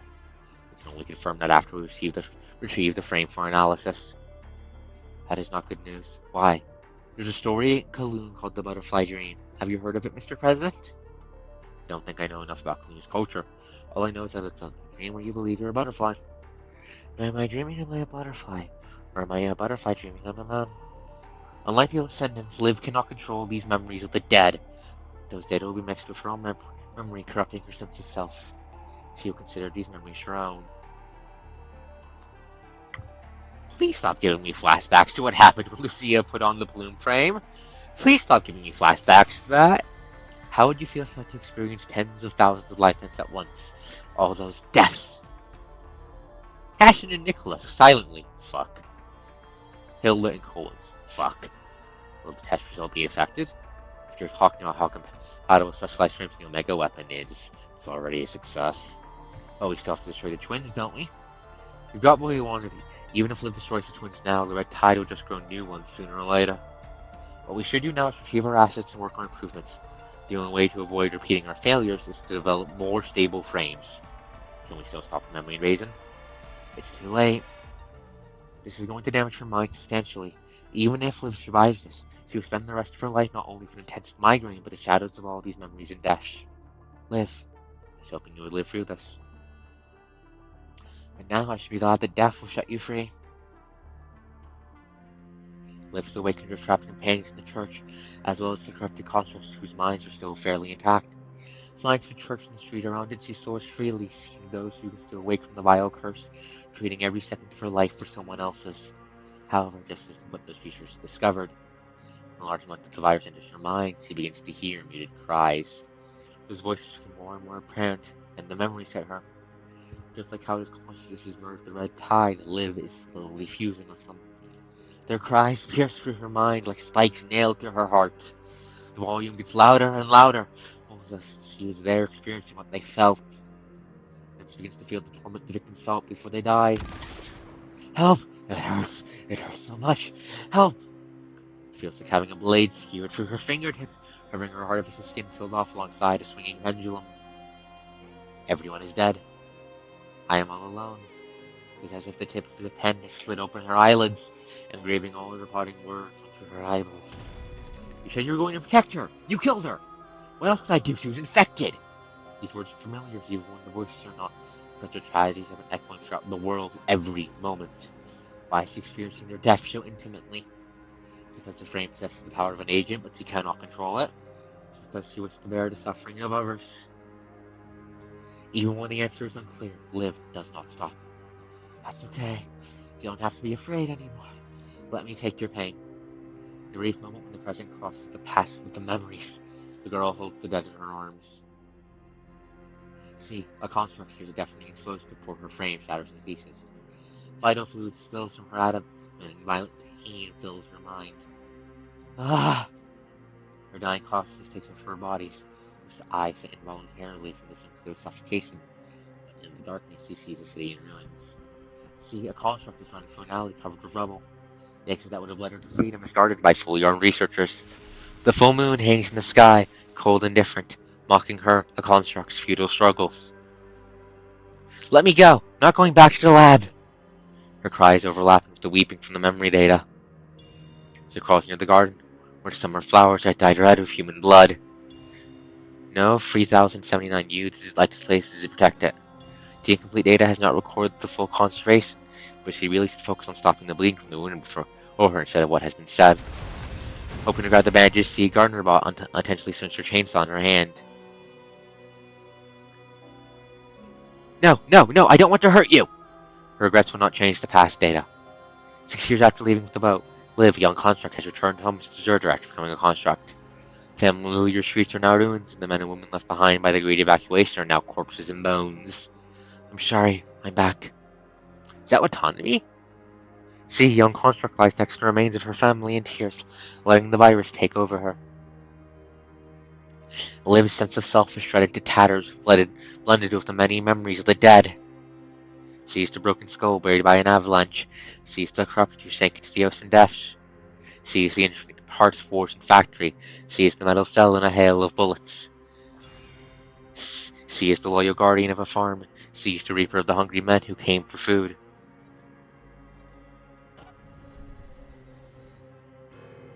Sees the nurse who holds the sleeping baby. Sees the gravedigger that brings them nightmares. Sees the one who destroyed the corrupted that attacked her companions.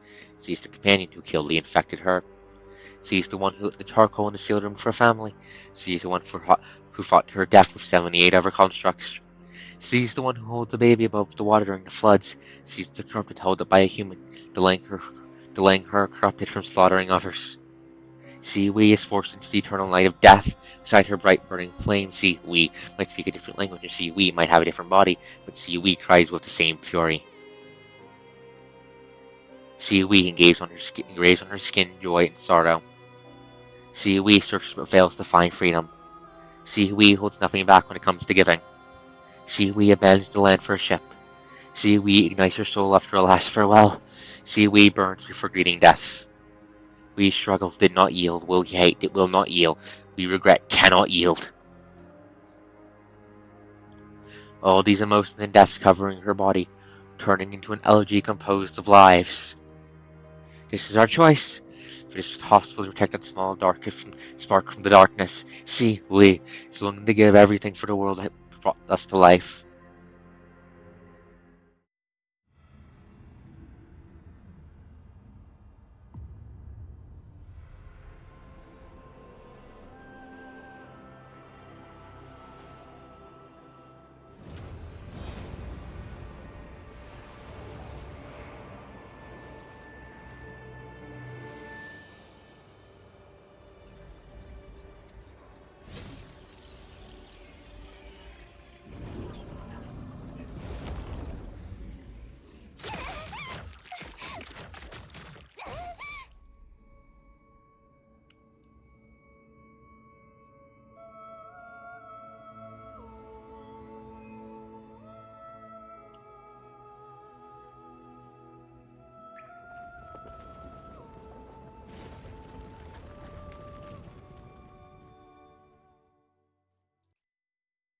It feels like an endless dream that is drowned in tears, trapped in a cell of vines and thorns. You have no idea how long you've lingered there. Suddenly, you feel your right hand burning. You look to find a scorching trail of tears on the back of your hand. Ugh, who left those tears? The companions by your side are long gone. All that is left is a spatter of blood leading to distance. Don't go. Following the trail, you're once again lost in the boundless mist. How many times has it been? No matter how you rest and look, you cannot find a way out of here. How long do you have to stay here still? Will you never wake up? Oh, this is me! Yeah, this is definitely me! Lucia! Lee! Liv! You cry out your companion's names, but you only hear your echo in return. They are not here anymore. What should I do? Losing a direction to walk forward, you kneel inside the endless cage, weary and exhausted. Huh, so you're the one who's been crying out. The merciful one? Out of nowhere, you hear an unfamiliar but gentle voice. Who's there? Do you want to get out of here? A few more days and their efforts will finally break this cage. Except, I'm afraid it'll be too late if we wait for them. Do you want my help? To wake you up when your decisions still matter so that you can forge your own path and make your own choices. Till the day of the eternal winter. Please help me. In that case, Arcos, I wish you a journey with no regrets.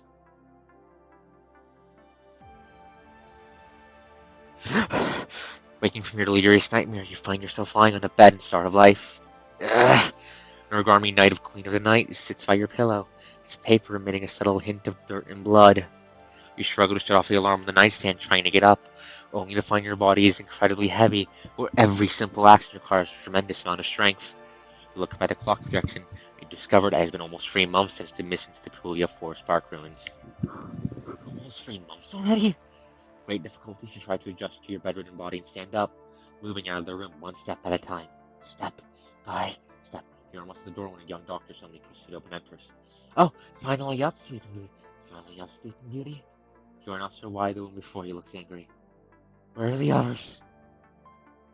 Tell me, please. This tells you what has happened to Liv and the others. You look at the paper flower by the bed, finally understanding what it means. Please, let me return to the field. In this state? Yes. Even when your body is now a burden, you will lose your only shot if you stay here in defeat. Regret is not a good reason to be reckless. You have to plan accordingly. I will establish a remote connection first. According to Professor Lucia, from we're all back on your feet and able to connect and communicate with you remotely. I'll put an exoskeleton on before heading to the surface. She still looks doubtful. She asks about your plan. There's no time to waste. You have to convince her. Maybe it's too late. It doesn't mean it's hopeless. The only way we find out is if we fucking try. She suddenly smacks you on your shoulder and your back, almost causing you to fall. Thought something was going. We're all constructive of how confident eager you are having just woken up. Your mind isn't joking. Your body is in a professional 3-month coma. I guess I won't be able to stop you. So you smacked me to confirm that? I think we have time for deconstruction. Being able to stand will suffice, not that there's any other way. As for your plan, I'll need to find someone else to see if it's feasible. Get changed when I look for them. Can you do that? Of course I can. Good, you look lively. Woke up a bit later than I like, but for someone who suffered a head injury and stayed bedridden for 3 months, you're looking just fine. How should I phrase it? She ponders a bit. Thanks to the doctors and the nurses, and the modern technology they used, you wouldn't be standing here if not for the advancements in medical science. Right. Having finished changing, you part the cubicle curtain to find 2 familiar faces standing by the door. Aizmov, President Hassan. You are together monitoring Liv's situation. We saw the signal alert to your cubicle light up, so we have Professor Hippocrates to check on you first. You look good, all things considered. Flirt later. I have a construct. I have a squad member to save. Sorry, I overslept. Liv is in grave danger right now. Her mind is being infected repeatedly. I see. What do you see? You haven't the slightest fucking clue. The professor has told us your plan. You're shot in the dark. Glimmer of hope with absolutely no guarantees. Liv's mind has been through the ringer. It's impossible to connect her right now, let alone treat it for the connection. If you were to attempt it, you'd have to first connect remotely with another Grey Raven member, using them as a modem to force your way inside Liv's mind when they are in close proximity. You only have a chance to connect with Liv while keeping a piece of her mind storage safe and stopping data in the hunting virus from conglomerating. Would that do it? Forcing your way to an infected mind will result in your consciousness flusing into the data stream. You will be at a risk of infection from the punching virus and destruction from information overload. Bitch, I connected. I plugged my brain to Lunas to kill the polyphage. I will be fucking fine. Let's do this. Could result in both you and your medium getting infected. We'll be fine. Let's do this. You'll have to get close if you want a connection to her deep mind. There's still a large amount of hetero creatures gathered down here. You just woke up and your mobility will be limited even with your exoskeleton. Then allow me to bring some companions with me. I'm planning to send a huge fleet of transfer crafts to bring the covered constructs back. Of course I'll send people to guard your way to live. Are there still other concerns? A lot. For example, Lindsay and Peach's discharge collar is counting down while her infection rate is climbing. Even if it all goes smoothly, her mind is a jumbled mess already. You can't fix it with a connection. Sure way to treat it? Yes, but there'll be lasting after effects. Look, glad the patient I've been looking after has woken up, but please consider again whether or not to save Liv. I'm doing it! Nope, I am doing it. I do not care. I am doing it. I don't care I just woke up from a 3-month coma. I am saving my fucking friend. The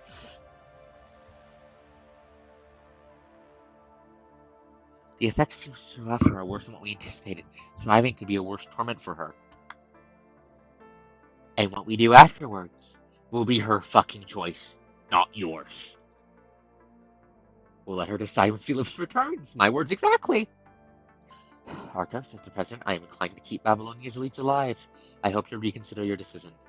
This is an extremely dangerous battle with a very low chance of success. Failure could spell your doom. You will be risking your life for a chance, just a chance to save her. You're confident with a bright future. Now is not the time for you to fall. There won't even be a chance if I stay. Do you still insist on going after knowing the threats you will face? Of course I do. Can you tell me why? Because Liv chose to sign. You feel the same, don't you, Mr. President? Despite what you've been saying, you haven't stopped me with a direct order. You promised to send people to protect me. Perhaps I'm also waiting for a miracle. Mr. President! It's not like you to go fight a fight, Professor Hippocrates. The younger you would be kicking and screaming. Prepare to depart. Arcos, continue when you're on the transport craft. Otherwise you'll be too late. Come back in one piece or I'll cut you up myself. I'll come back with all of them. She nods, frowning. Watch as I do my goddamn magic and save my fucking friends. Traversing through countless deaths, the girl finds her body and mind broken beyond recognition. How long has it been? She no longer has any concept of time. It feels like it's only been a moment, or maybe hundreds of years. Maybe to recover from the infection? Is her duty almost fulfilled? The girl, walking alone, cannot see the countdown of her life. She can only use her muddled mind to absorb the virus instinctively. She just wants to hold on for a bit longer. If she can help out one more person than she expected, she'll feel a little less regret in the end. With that thought in mind, she walks toward the finish line, one step at a time, step by step. Difficult as it may be, it's time to go. Live! In that dark voice, a void drowns out all the mournful wails. Who is that? Come back! Come back to me! The familiar voice cries, heart-wrenching and harrowing. Come back! Look at me! Live! Live! I don't want to lose anyone anymore! Being drowned to the unrelenting shout, Liv tries her best to focus, turning towards the voice came from. Because of that, her mother consciousness finally gets a chance to breathe, breaking away from the suffocating infection. Next moment, discordant memories of the death from is safe, departing before her in a cityscape. The inverted city is littered with non-Euclidean geometry. When its projections, Liv notices a lot of familiar figures. Now this is just a hypothesis yet to be confirmed, but when the virus is drawn by a special frame outpaces the rate the Omega weapon can absorb it, the infection passes your threshold. You might be able to enter the Ascension Network with consciousness with the help of this frame. Is this what the Ascension Network looks like? Metaphorically speaking, representative of something beyond comprehension, humans won't be able to perceive its true form, like how three-dimensional beings cannot understand four or more dimension spaces. Now, all you can do is interpret what you can from what you cannot. Whose voice is this? Or is this the memory of someone once here? This voice sounds like, may it guide your way to Haze live, may you return unharmed. Constructs who connect to the Ascension Network for the first time will usually find data that belongs to them. Consider it a visit to the fortune teller. Why am I hearing this? If because I see what desire, want, answers to now, secrets. Many voices combined into one, seemingly answering Liv or perhaps repeating your conversation that once happened here. Her cold, emotionless tone reminds Liv of another voice she heard not too long ago. It's the Ascension Network. Something similar to Gestalt? This time, she does not hear any replies. Unable to find the answer nor the source of the wails, Liv, however, feels incredibly serene. The time stood still, Liv no longer feels any pain as she stays here. It's like death. How about she just stay here? I think I fulfilled my duty. Can't stay here. Once she closes her eye again, she hears a heart-ending cry once more. Don't go! No? Having experienced tens of thousands of deaths, the girl is completely broken. Even so, she cannot let the heartbreaking voice go. Can I hold on for a little longer? She considers, incapable of choosing from unknowns. Dark void seems to respond to her doubt and splits into a path that leads somewhere in the distance. A road leads ahead with a sign that sees future appearing out of nowhere. Another road leads back, marked by a sign that says past. Is this where I make my choice? Or are you letting me see the outcome decided by your algorithm? This is an algorithm, then really similar to Gestalt. Maybe the form of Gestalt is the only way I can interpret you? Brief moment of pause, Liv once again hears that strange yet familiar voice echoing throughout the space. I hope you would not regret this decision. Come on, no, we're going to save her.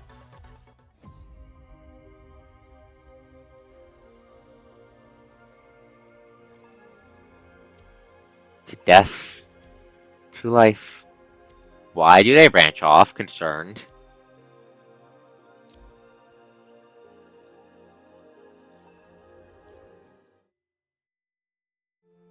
By the time the morning crowd has departed, Babylonia has hung up the artificial night sky.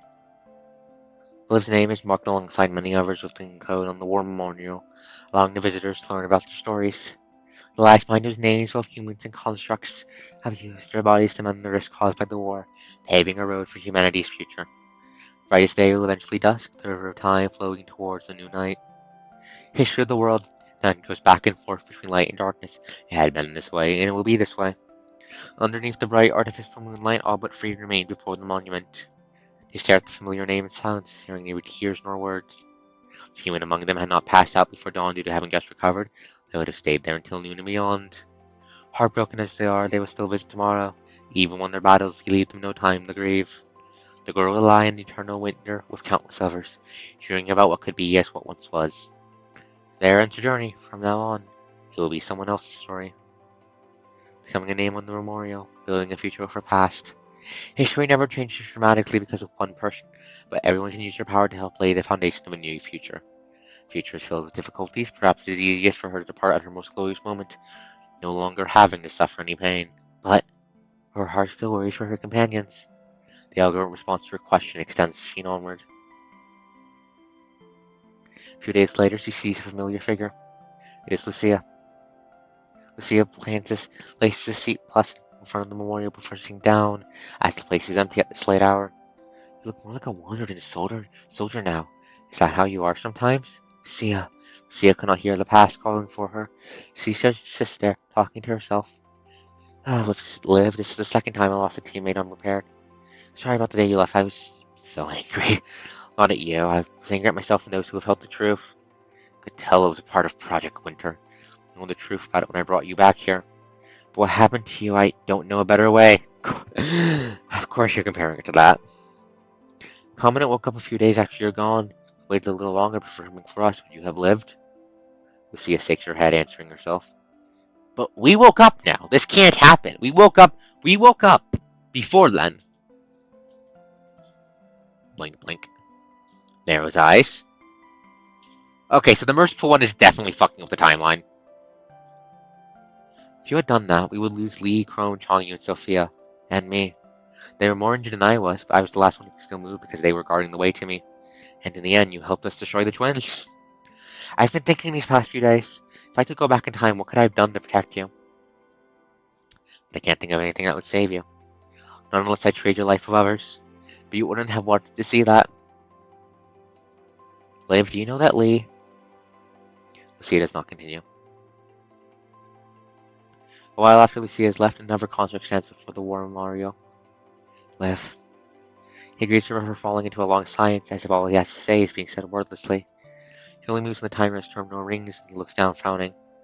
I'm here to say goodbye. He goes quiet again after that, considering for a moment. Again, he chooses to leave those words and said, "Farewell." All he thinks and feels are distilled into a simple goodbye, drifting away into the light casting in the square. He never returns after that. Has he disappeared, or is his path too far removed from what Liv can anticipate? Time passes day by day, time to come. Lucia come to visit together. Liv can see the marks time leaves on Arcos' body. Later, people begin to mention a snowstorm on the surface. Seems a very difficult winter is coming. After that, the Commandant's name is put next to Liv's at the memorial service. Then their names are joined by Lucia's. Many winters later, a young female construct stands before the monument. Someone Liv does not recognize. "Hello, Liv. Do you remember me? I'm Cosette. You saved me when I was a baby. They told me that my parents thought I'd be a genius. That's why they risked their lives delivering me to you. No, that wasn't. What they wanted was for you to be happy. They wanted to give you the choice to choose your future." The young construct cannot hear Liv as he continues. "What have I achieved? I'm just a support type construct that can't do anything well. All you must do you must be so disappointed if you were here. Of course not, this is not what they wanted. What were my parents like? Why did they bring me into the world? Tell me, please."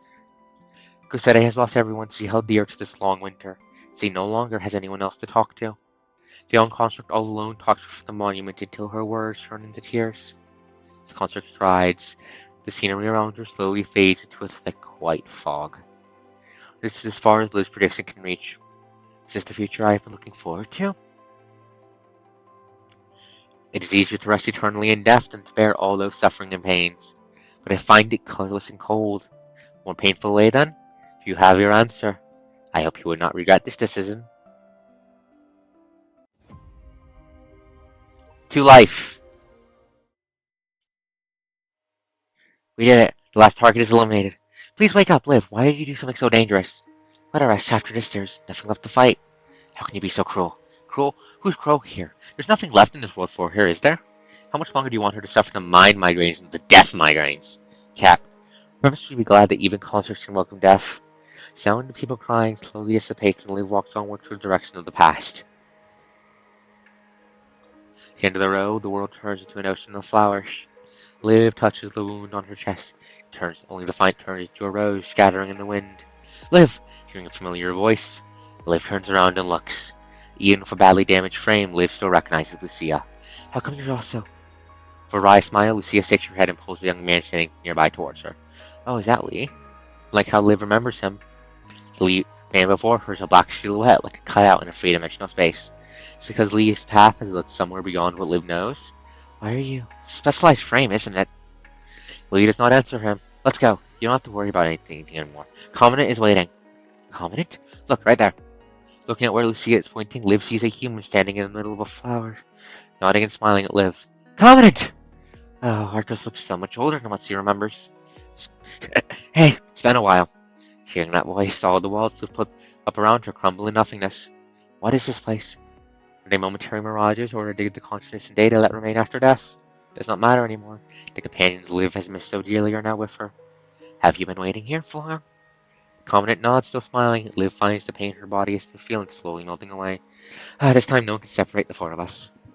What the hell happened to you? There's a hole in your chest.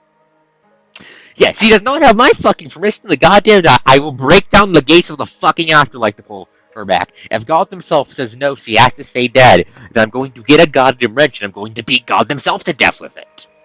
The familiar professor looks at Liv with a kind of frustration. I don't exactly remember. Probably went to protect some jerk, I bet. You always do that, but you're putting yourself in harm's way. As if treating a patient, the professor holds on to Liv's shoulder, her fingers expecting Liv's wounds. Incredibly, Liv does not feel pain. You've suffered all this time. Liv, I'm sorry. All this time? Right, the mind migraines from your specialized frame never stop. It's as painful as arthritis or bone fractures, but it still lies in your head. Plus death mirages from that memory data must have been tormenting to Liv. Death mirages? Pleaded with them to let you go gently and quietly before it got worse. Every one of them was riled up.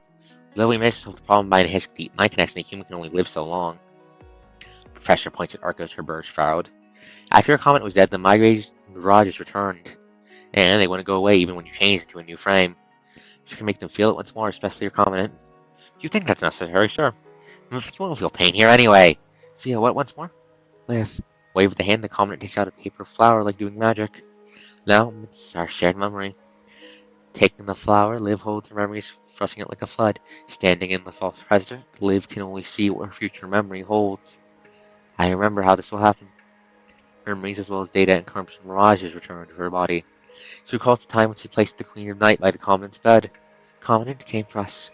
When she reached the church the moment the transport craft hurt the dark crowds. She survived that battle at the cost of her companions the Covenant being badly hurt, but it was mere survival. She could hear fresh from the Covenant arguing as she went in and out of consciousness after they returned to Babylonia. Even if you let her live, the mind migraines to Death Mirage would be there all her life! At least wake her up soon so we can at least let her wake up so we can hear her make the damn choice. You know how Liv is. She'd do anything if you ask her, just beg a little, even at her own expense. Words are meaningless. I'd rather have you feel the mind migraines, you know? That's two of us! Fine, if that could change your mind. Like this? When you can barely stand? Yeah. Alright then, what happened after that? Liv seems to have had a long and wonderful dream afterwards. Dreams she discovered herself and what she was after. But every dream ends. Once she woke up from immense pain, Liv became very Raven's burden. Even after Liv returned to her eclipse frame, the mind mirages and death mirages, migraines and death mirages followed her. The after images affected Liv still, making it difficult for her to participate in normal fights. After technology of the deep mind connection got refined, Liv volunteered to participate in difficult and long rehabilitation days to get used to these effects. Separated by a sheet of glass, Liv and the Covenant, who also required rehabilitation, smiled wryly at each other in their training rooms. Not even a day of rest. There's always the next fight. Even when we find a way to eliminate the virus, there will still be other troubles. Years passed by, and Cosette had grown up, learning about her mother's wish after talking to Liv. She ended up as a remarkable support-type construct working hard to save the wounded. Both Cosette and Grey Raven had found new friends and lost old ones along the way. Together they tackled many problems of the past, discovered new obstacles. As Lee said, there was always the next fight. Just thought predicted that there's a 0.031% chance that humanity could find a miracle. They could not, and humanity was forced into a new calamity. The world has always been this way. The virus is not the first virus that led to a catastrophic outbreak. We solve one problem, the next one will arrive.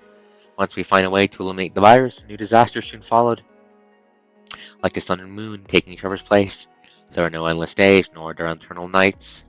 We have not stood still, and the battles we fought didn't lose their meaning. Our fights went from days to seasons to years. They are all progressing. Most importantly, you all were there with me. Made the journey easier to say.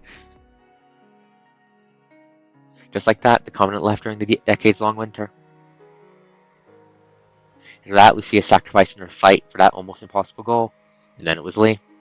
The scars on their bodies connecting the trenches, building safe palisades amidst bullets and rains. Their souls were fueled to light the torch of life, bringing them out the snow of the formidable winter.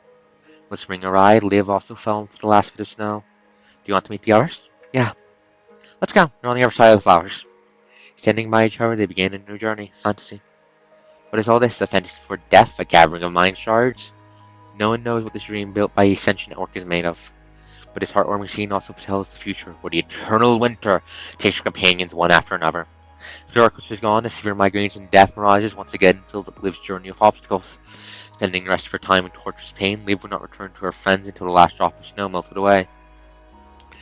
This is surely not the past you were hoping for, but I felt warm. Once again, in a brief moment of daze, Liv hears that voice again. If you have your answer, I hope you would not regret this decision.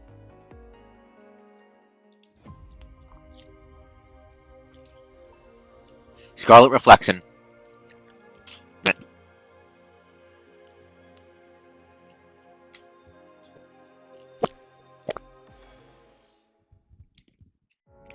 Liv! Recovering from her infection, Lucia finally realized what Liv's plan was. They don't want to lose anyone anymore. Lucia cannot blame anyone. She's just angry at herself for not noticing it later sooner. You're the only one who can fly here, so only you can keep up with Liv. You must get her back. I will. But the commandant wakes up only to find Liv gone. Lee's frown deepens once he realized how Arcos will look. There's still a lot of corrupted and hetero creatures here. Chrome, Chongi, Sophia, and I will guard this place. Liv is counting on you. Wake up! Holding on to her damaged Frey, Liv chases after mid-air Liv with the time Chongi, Sophia, Lee, and Chrome are buying her. Lucia's life at just a dead end. She cannot leave. Nope. I am awake. I am on my fucking way. Lucia, you just need to fucking grab her. Once again, in a similar church, in a similar way, she is about to say a similar goodbye. Happened to the old Grey Raven as well. Commandant Revenge led them on a mission to make contact with the construct immune to the virus. Back then, Lucia did not have the clearance to know who authorized the mission or if their information was accurate. Most members of her team were like that.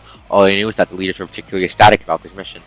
After all, the seemingly harmless child could possibly be the hope they required to control the virus. Just like before, no one has lied, but everyone has withheld parts of the truth. Lucia has been secretly searching for the truth after getting back her memories of losing her team, but she has not wavered because of it. Because I believe that there is hope as long as we are together. But live! Lucia leaped off the tower with her thruster, holding on to the hovering ivory sparrow. Lucia cannot stop what she is doing. Wake up! This is not how it should end! Regardless of how Lucia cries, Liv still carries on with her hand motions like a mindless puppet. Live! Desperately in despair, Lucia hears her almost destroyed terminal ringing. Commandant? Lucia! Commandant, you're awake? Lucia, listen to me. I'm here. You quickly tell her your plan to establish a remote connection with her mid-flight. Liv has been rejecting any remote connections requests. Her mind is extremely confused. About that, you quickly tell her what Aizma told you and how you can solve it. You mean it's just infection but memory data plunging into her mind? If I just have to force my way into her mind and help her establish the connection, is that it? Yeah. But how do I force my way in? I'll help you. You belong to the same team, so your connections are interconnected. It won't be too hard for you to hack into Liv's mind, and Arcos will stabilize the mind beacon. Aizma suddenly joins the cops. I see, but Liv's mind is highly infected right now. The virus and the data within her are taking shape. Then go to something like the heterosapien to the red tide projections, so don't get distracted by them. Understood. And I suspect that when an intact mind hacks into there, you'll respond by changing their forms according to what you know. Don't get tricked regardless of what you see. I won't. If this consciousness does not wake up, the remote connection will also fail. Wake her up, no matter the cost. Aren't you? Forget it! I know what to do. Lucia, this will be very dangerous. You'll be entering a highly corrupted mind.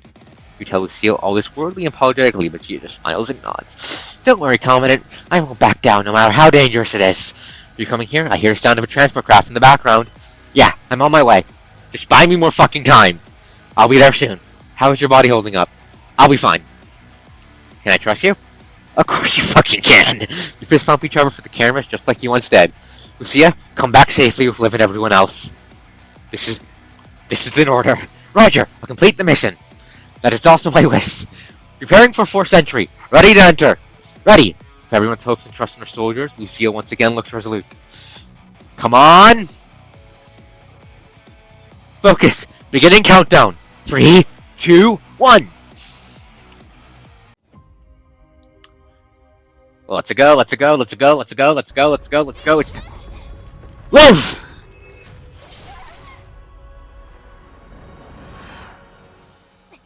Liv! I cannot withstand the punishing impact. If you're going like this, Liv, you're going to collapse! Lucia is so fucking cool.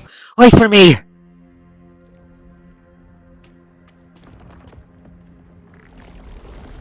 Hey there, bitch! I already know all your tricks. Let's dance! The will of the punishing virus has corrupted the signal orbs? Torrent, fusion, hope, despair. Choosing a tam signal orbs is leave, Lucia! Fuck off, I am not getting...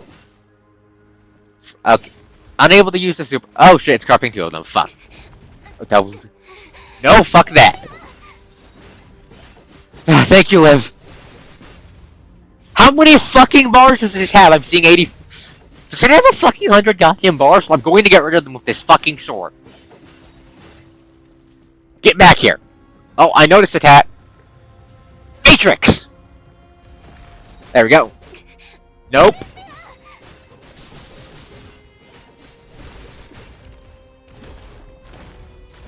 Okay, every hit corrupts it. Go to town, go to town, go to town, go to town, go to town. Need to recover dodge, need to recover dodge, need to recover dodge.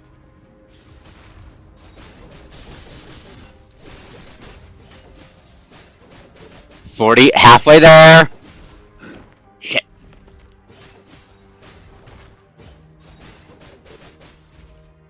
What are you doing? Oh, you're running away like a coward. Get back here.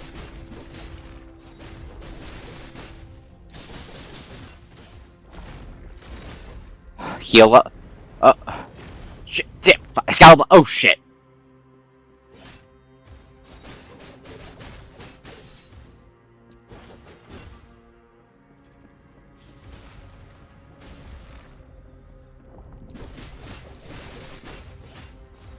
gonna have to want to do more if you want to take me out. Fuck!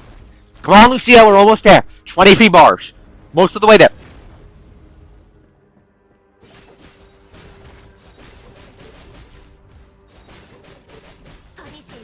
25 is gathering at this rate. Shit.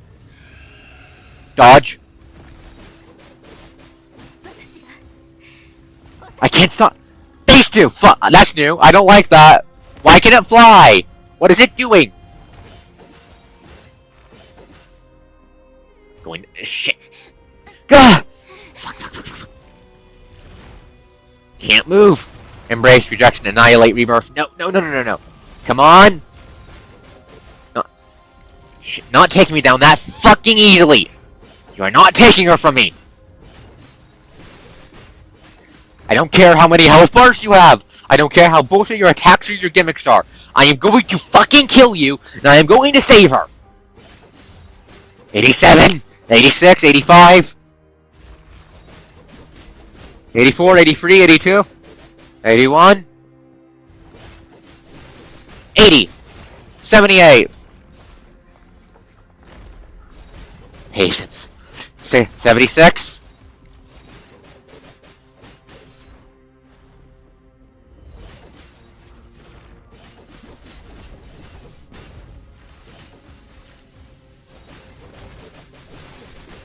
69! Come on! 66!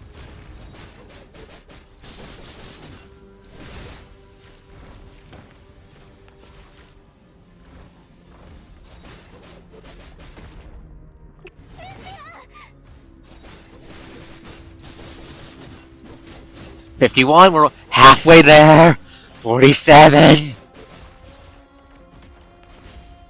46, 45, 44, 43.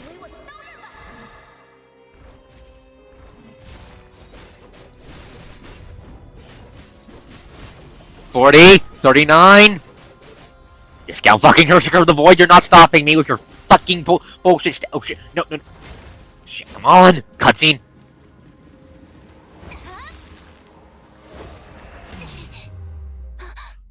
Oh, that's not good. Oh shit. No. Lucia! No.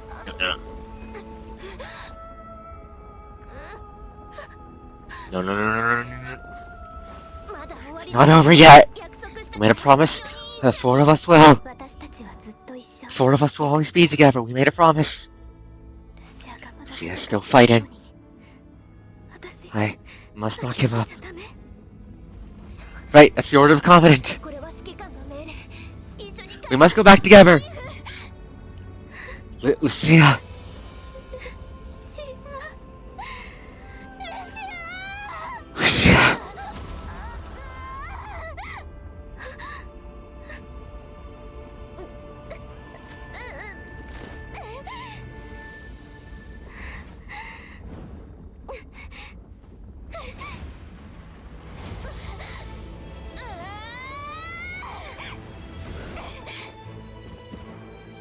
Not done yet, bitch!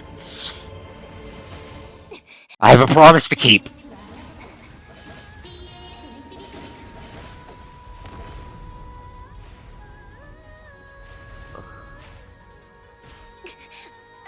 Shit. Okay. Embrace, rejection, annihilate.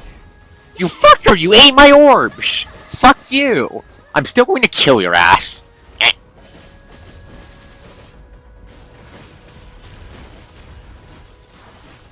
27? I don't care how powerful you are, I don't care how bullshit your gimmicks are. The power of friendship is on my fucking side, and I'm going to fucking kill you. 19 bars. 15 bars.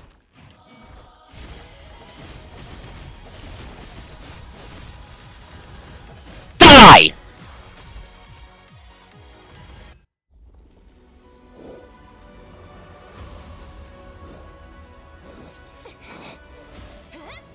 Come on.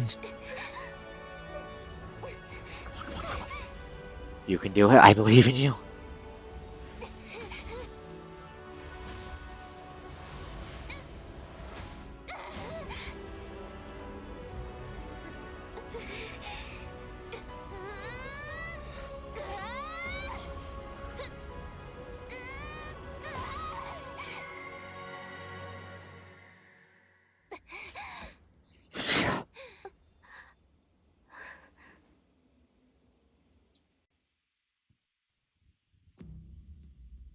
It's not over yet.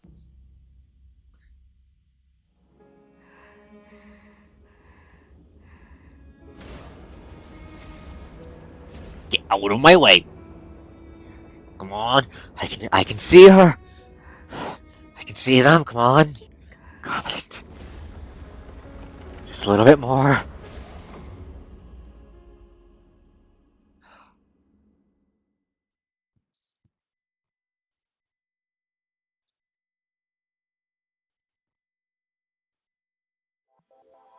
What do you mean? What do you mean it ends there? What do you mean it ends there?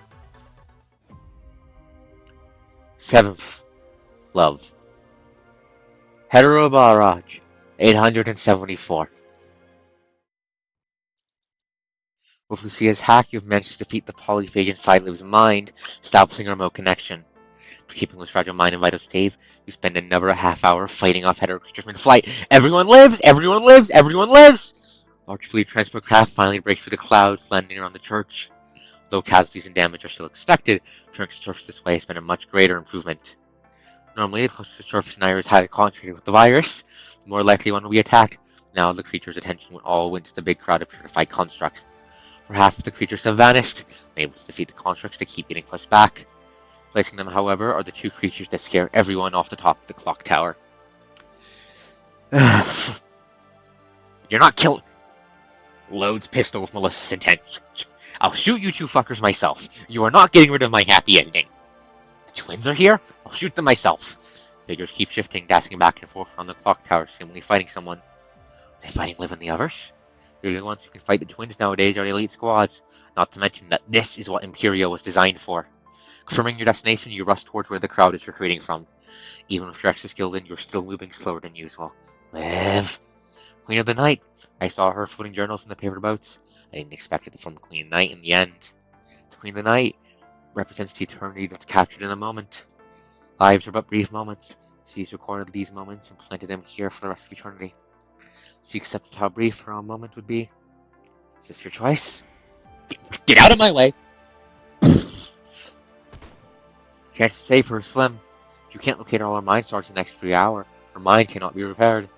Even if we develop a new Omega frame in the future, the only half of the way through will be that of a corrupted.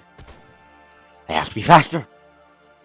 If the President believes in Arcos and Liv's judgment, of course I'm willing to hand over the key. But as a soldier, there will be a day we don't come back.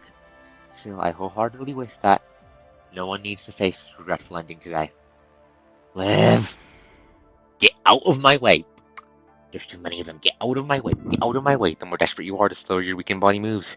As you are surrounded by a few corrupted, a young figure appears behind the pillar. Long time no see. Chongyu! Quickly dispatches the corrupted before greeting you. Chongyu.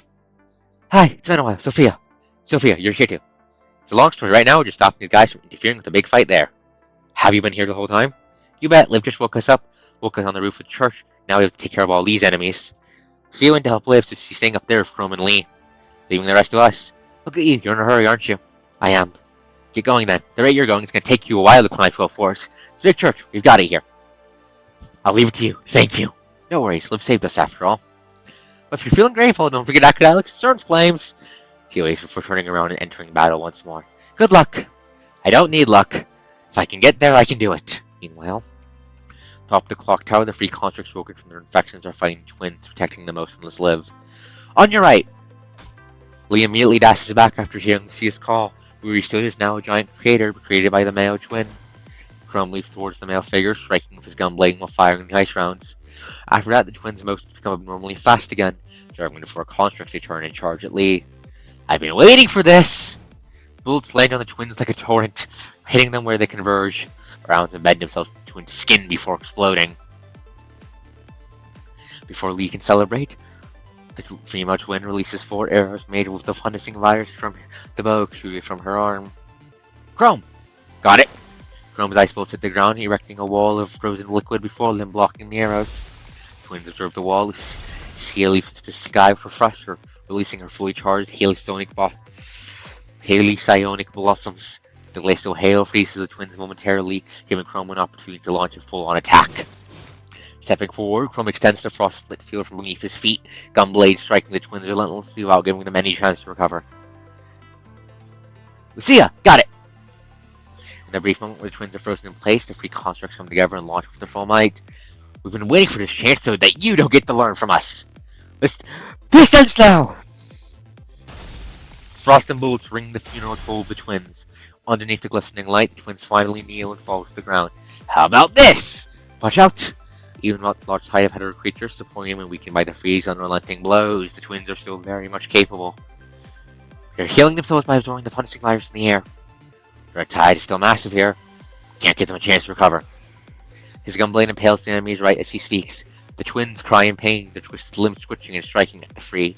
This is the 11th time we've done this. Any other way? Right when the negative rounds fire the cover crumbs land by Twins' feet, they immediately dash to the sides. Twins are already used to the three of them fight. This is going to be more and more difficult. I'm afraid Liv is the only way to defeat them, but we can't let Liv fight anymore. Snowstorms gather into a tornado, replacing the unconscious companion and charge the enemies, but the twins dodge once again. Her mind is finally stable for Comet's remote connection. If she fights the twins now, her infection will worsen. She gets up with help for freezing wind, dashing towards the evading enemies. Did they wait until Liv was exhausted before showing up? It's possible.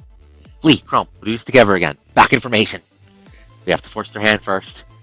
You probably learned about Frostbeard by now. Don't get too close. I'll take the left. Lee reloads with one hand, unloading his bolts. The man will win outside the range of Frostbeard. He'll just evade your rounds. But not my calculation. Now twin dodges the bolt with the gun in Lee's left hand, only dashes to where the gun Lee's right fired. Lee's predicted precisely the male twins' evasive moments. Every time he'll land a shot with one of his guns. The damage done has this way, it's not going to be very effective. We can attack in the direction you predicted at the same time. 8 o'clock from where he was. Without another word, the other constructs leap towards the 8 o'clock direction of the male twin, crashing right into where he escapes to. Repeating strikes of Reverse Aurora and the whirlwinds of Butte Winter hit the male twin at the same time. Quickly backs away several times, only to be forced to a corner by Lee's shots before he can even cry out. Seeing the constructs joining forces against her sibling, the female twin reloads her bow after absorbing the free approaching and attacking. Chrome! With that warning, an ice wall appears from the Frostbeard field, once again stopping the arrow mid-flight. The other one's coming! We'll split up. Lee, I'll predict their movements. I'll take the left this time. 6 and 8.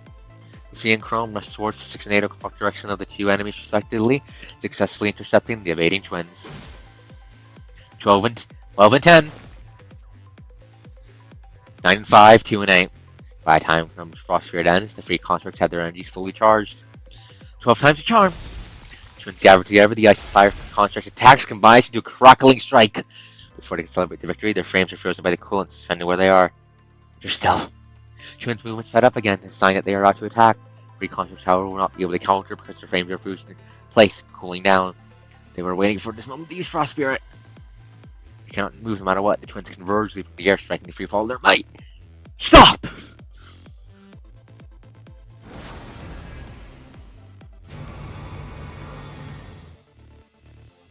A white light envelops where the free stand. Twins' bodies made with the virus cannot enter the purified space the Omega weapon created. Twins shriek, their limbs burning and rotting from the ivory flame. Stop! Dragging her tattered frame up, Liv struggles to stand, leaning on the wall of the clock tower. Stop hurting my companions! Imperious flame is unleashed unceasingly where the twins dodge, guided by Liv's weapon. Her energy is almost completely spent. Before the last ray of white light arrives, the frozen constructs finally regain their mobility, rushing to trap the twins with their own bodies. Blinding light lands directly on the twins. As the monster shriek and cry, the female figure unfolds the film over her hair and the wings, dragging the conscious twins to the air and flying away. I won't allow it! The ivory sparrow also spreads her wounded wings, soaring towards the clouds to fight the crimson woe. Capable of doing this now. Burn! Earth will rise again in the punishing virus's ashes. As if the sun has fallen where she is, a massive halo expands over her body.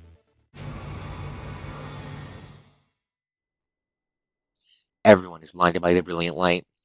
Almost fainting from the brightness, the broken ivory sparrow has lost all of her strength, plummeting from the clouds underneath the gray sky. Is this how it ends? Which future has she chosen? Liv no longer can determine her fate with her fractured mind, but she has fulfilled her duty and protected her friends. Even if she has chosen death, she has no more regrets. Closing her eyes, Liv prepares herself for the crash that will take her. But the land has not devoured her. Instead, she lands into a pair of belated gentle arms. Who is this? She can feel someone hugging her, and there seems to be a voice by her ears crying sorrowfully, just like the dream that was drowned in tears. Is this the Covenant? Her life is fleeting away. She wants to respond to the cry, but she cannot make any sound. Common Liv's vital signs are widely dropping while the infection rate climbs. You can feel the virus on Liv's artificial skin burning her hand for protective suit. I have to establish a deep mind connection now. Otherwise, it'll be too late. I'll fly to the closest transport craft. Stay here. Commandant, Liv is counting on you. We'll go help too. We have to go get her back to Babylonia as soon as possible.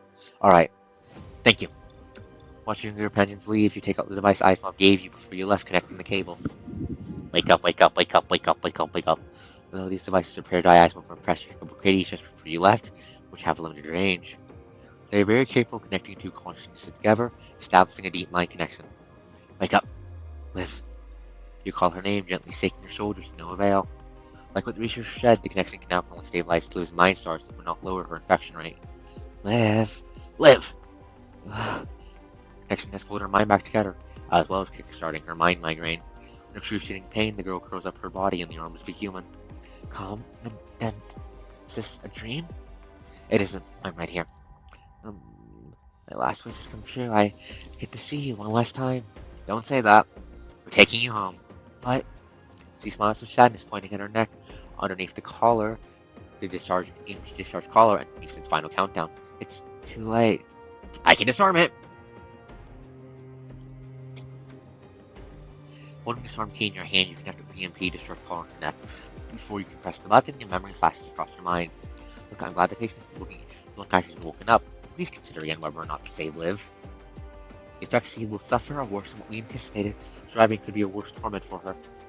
Is it right for you to decide when Liv is the one that will suffer? Liv, before I disarm it, I must ask you. If you know the future is paved with struggles and pain, will you still walk towards it? Yes. She answers without hesitation. I already know how much it will hurt to live, but you haven't regretted it either. Me? Okay, what if it's you? If you know that you will not live to see the day Earth recovers, that you will spend the rest of your life fighting, will you still walk towards the future? I will. You die and you lose all possibilities. The only way to have the chance of getting there is to keep fighting. Today might suck, but tomorrow might not, and the only way to find out is to be there. That's right. She smiles, unwavering. The thousands of deaths she experienced in the death mirages have not scared her away from the future, nor will the migraines. I have made my choice. Whether to see Lee or Chrome or those who stayed in the eternal night, they've all made their choices even if it cost their lives. They have not regretted. Same for me. If I had a second chance, I would still choose this. I would still choose this lifetime to be able to know you all. Why? Because I love life itself, and I love the Grey Ravens. I'm willing to die for the lives that I love, and I'm willing to walk with you towards that future. Even when I know how painful and tormenting it will be, I won't regret it. I want to stay with them. I want to stay with you for our shared dream. Death isn't giving up. It's offering life itself. This is my answer, my choice. I never give up.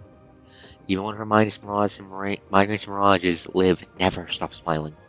Her smile is not a facade, but a flower blossoming from the ashes of her endless pain. Liv, I promise you this. No matter how hard it will get, I won't give up. I will bring you back. I believe you. You never lied to me. There is no reason to doubt anymore. You keep walking, as difficult as it may be, just like what she said, because there are still things you love. This is my answer as well, my choice. The collar unlocks. The young girl finally falls asleep in your arms.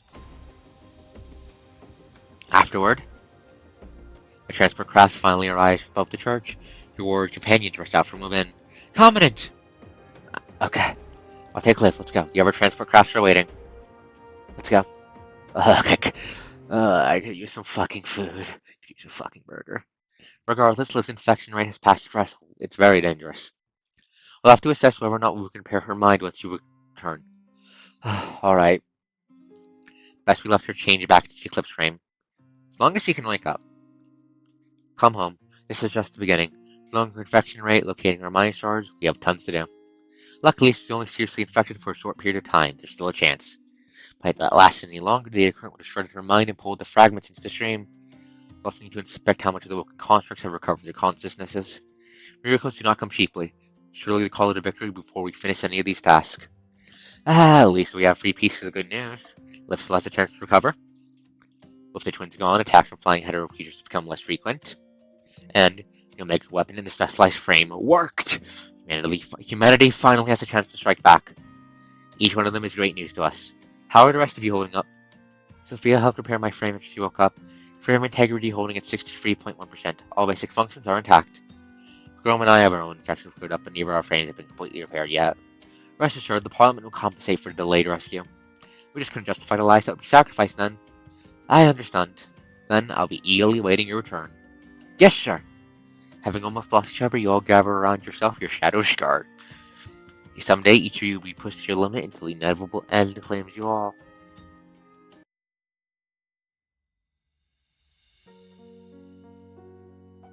But that day is not today.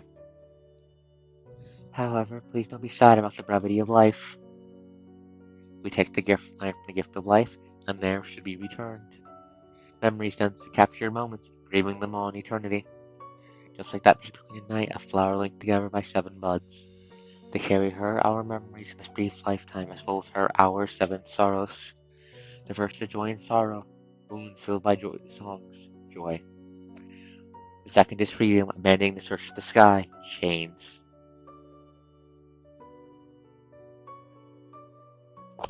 This feels really important. Thematically, I'm going to be taking a screenshot of these.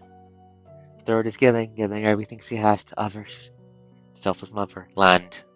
The fourth is ship, endless journeys and brief reunions, departure. The fifth is farewell, return of the wind-taken rain, memory. The sixth is death, embraced by the earth with present memories, life. Seventh is love, kindled for hope, yourself, sorrow. Yourself. Blinks. Give me a second, I'm digging up my phone to take a screenshot of this. Because this doesn't sound just like memories. If I didn't know better, if I was a betting woman, these have something to do with the deeper working of the Ascension Network. Nights are long, the days far away. To conquer darkness, see, we has kindled herself, offering her life to others. If that choice to consume us before dawn arrives, we shall feel no regret. There are those who arrive in the future we yearn for. The lives she lost and tears we shed would burn to smiles. Blessing they will be, a farewell. All these just because we love the lives, light flickering in the dark.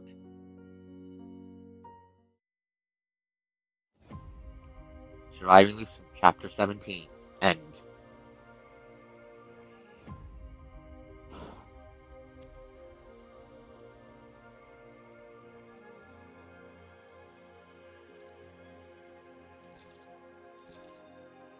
Okay, so we have the Imperia interlude, her last battle, the next chapter, which is focused on her lovable goofball Nanami, and then the first floating records gets recommended to. Second floating records gets recommended to us. Cinder Burns. When are we supposed to do give me a second, I'm trying to figure out when the fuck we were supposed to do this river review of a whale. Was it after a prison site? No. Vortex, fake ascension. Yeah, we'll be ending the stream here for tonight. Take a break, everyone. So much to do in false ascension, let's fucking out. Okay, so next time I'm posting Grey Raven, I think we'll be doing the Imperia interlude, but lives alive. She lived. This story, as dark as it may be, had a happy ending. Okay? Everyone take the time you need to de-stress and relax. This was one hell of a fucking eventful stream. See you all in 24 hours as I de-stress by setting up space bullshit in Minecraft. Because on the Parasite world, we have a rocket. The VOD for this and the VOD for the Parasite stream from last week will be up in 24 hours. Making the VOD for that's been a pain in the ass with my ADHD and the software. But it's done, I just need to upload it, which will take a bit. Anyways. Oh, this was an intense fucking stream. I can feel the adrenaline leaving my body. Have a good night, everyone. Arkos out.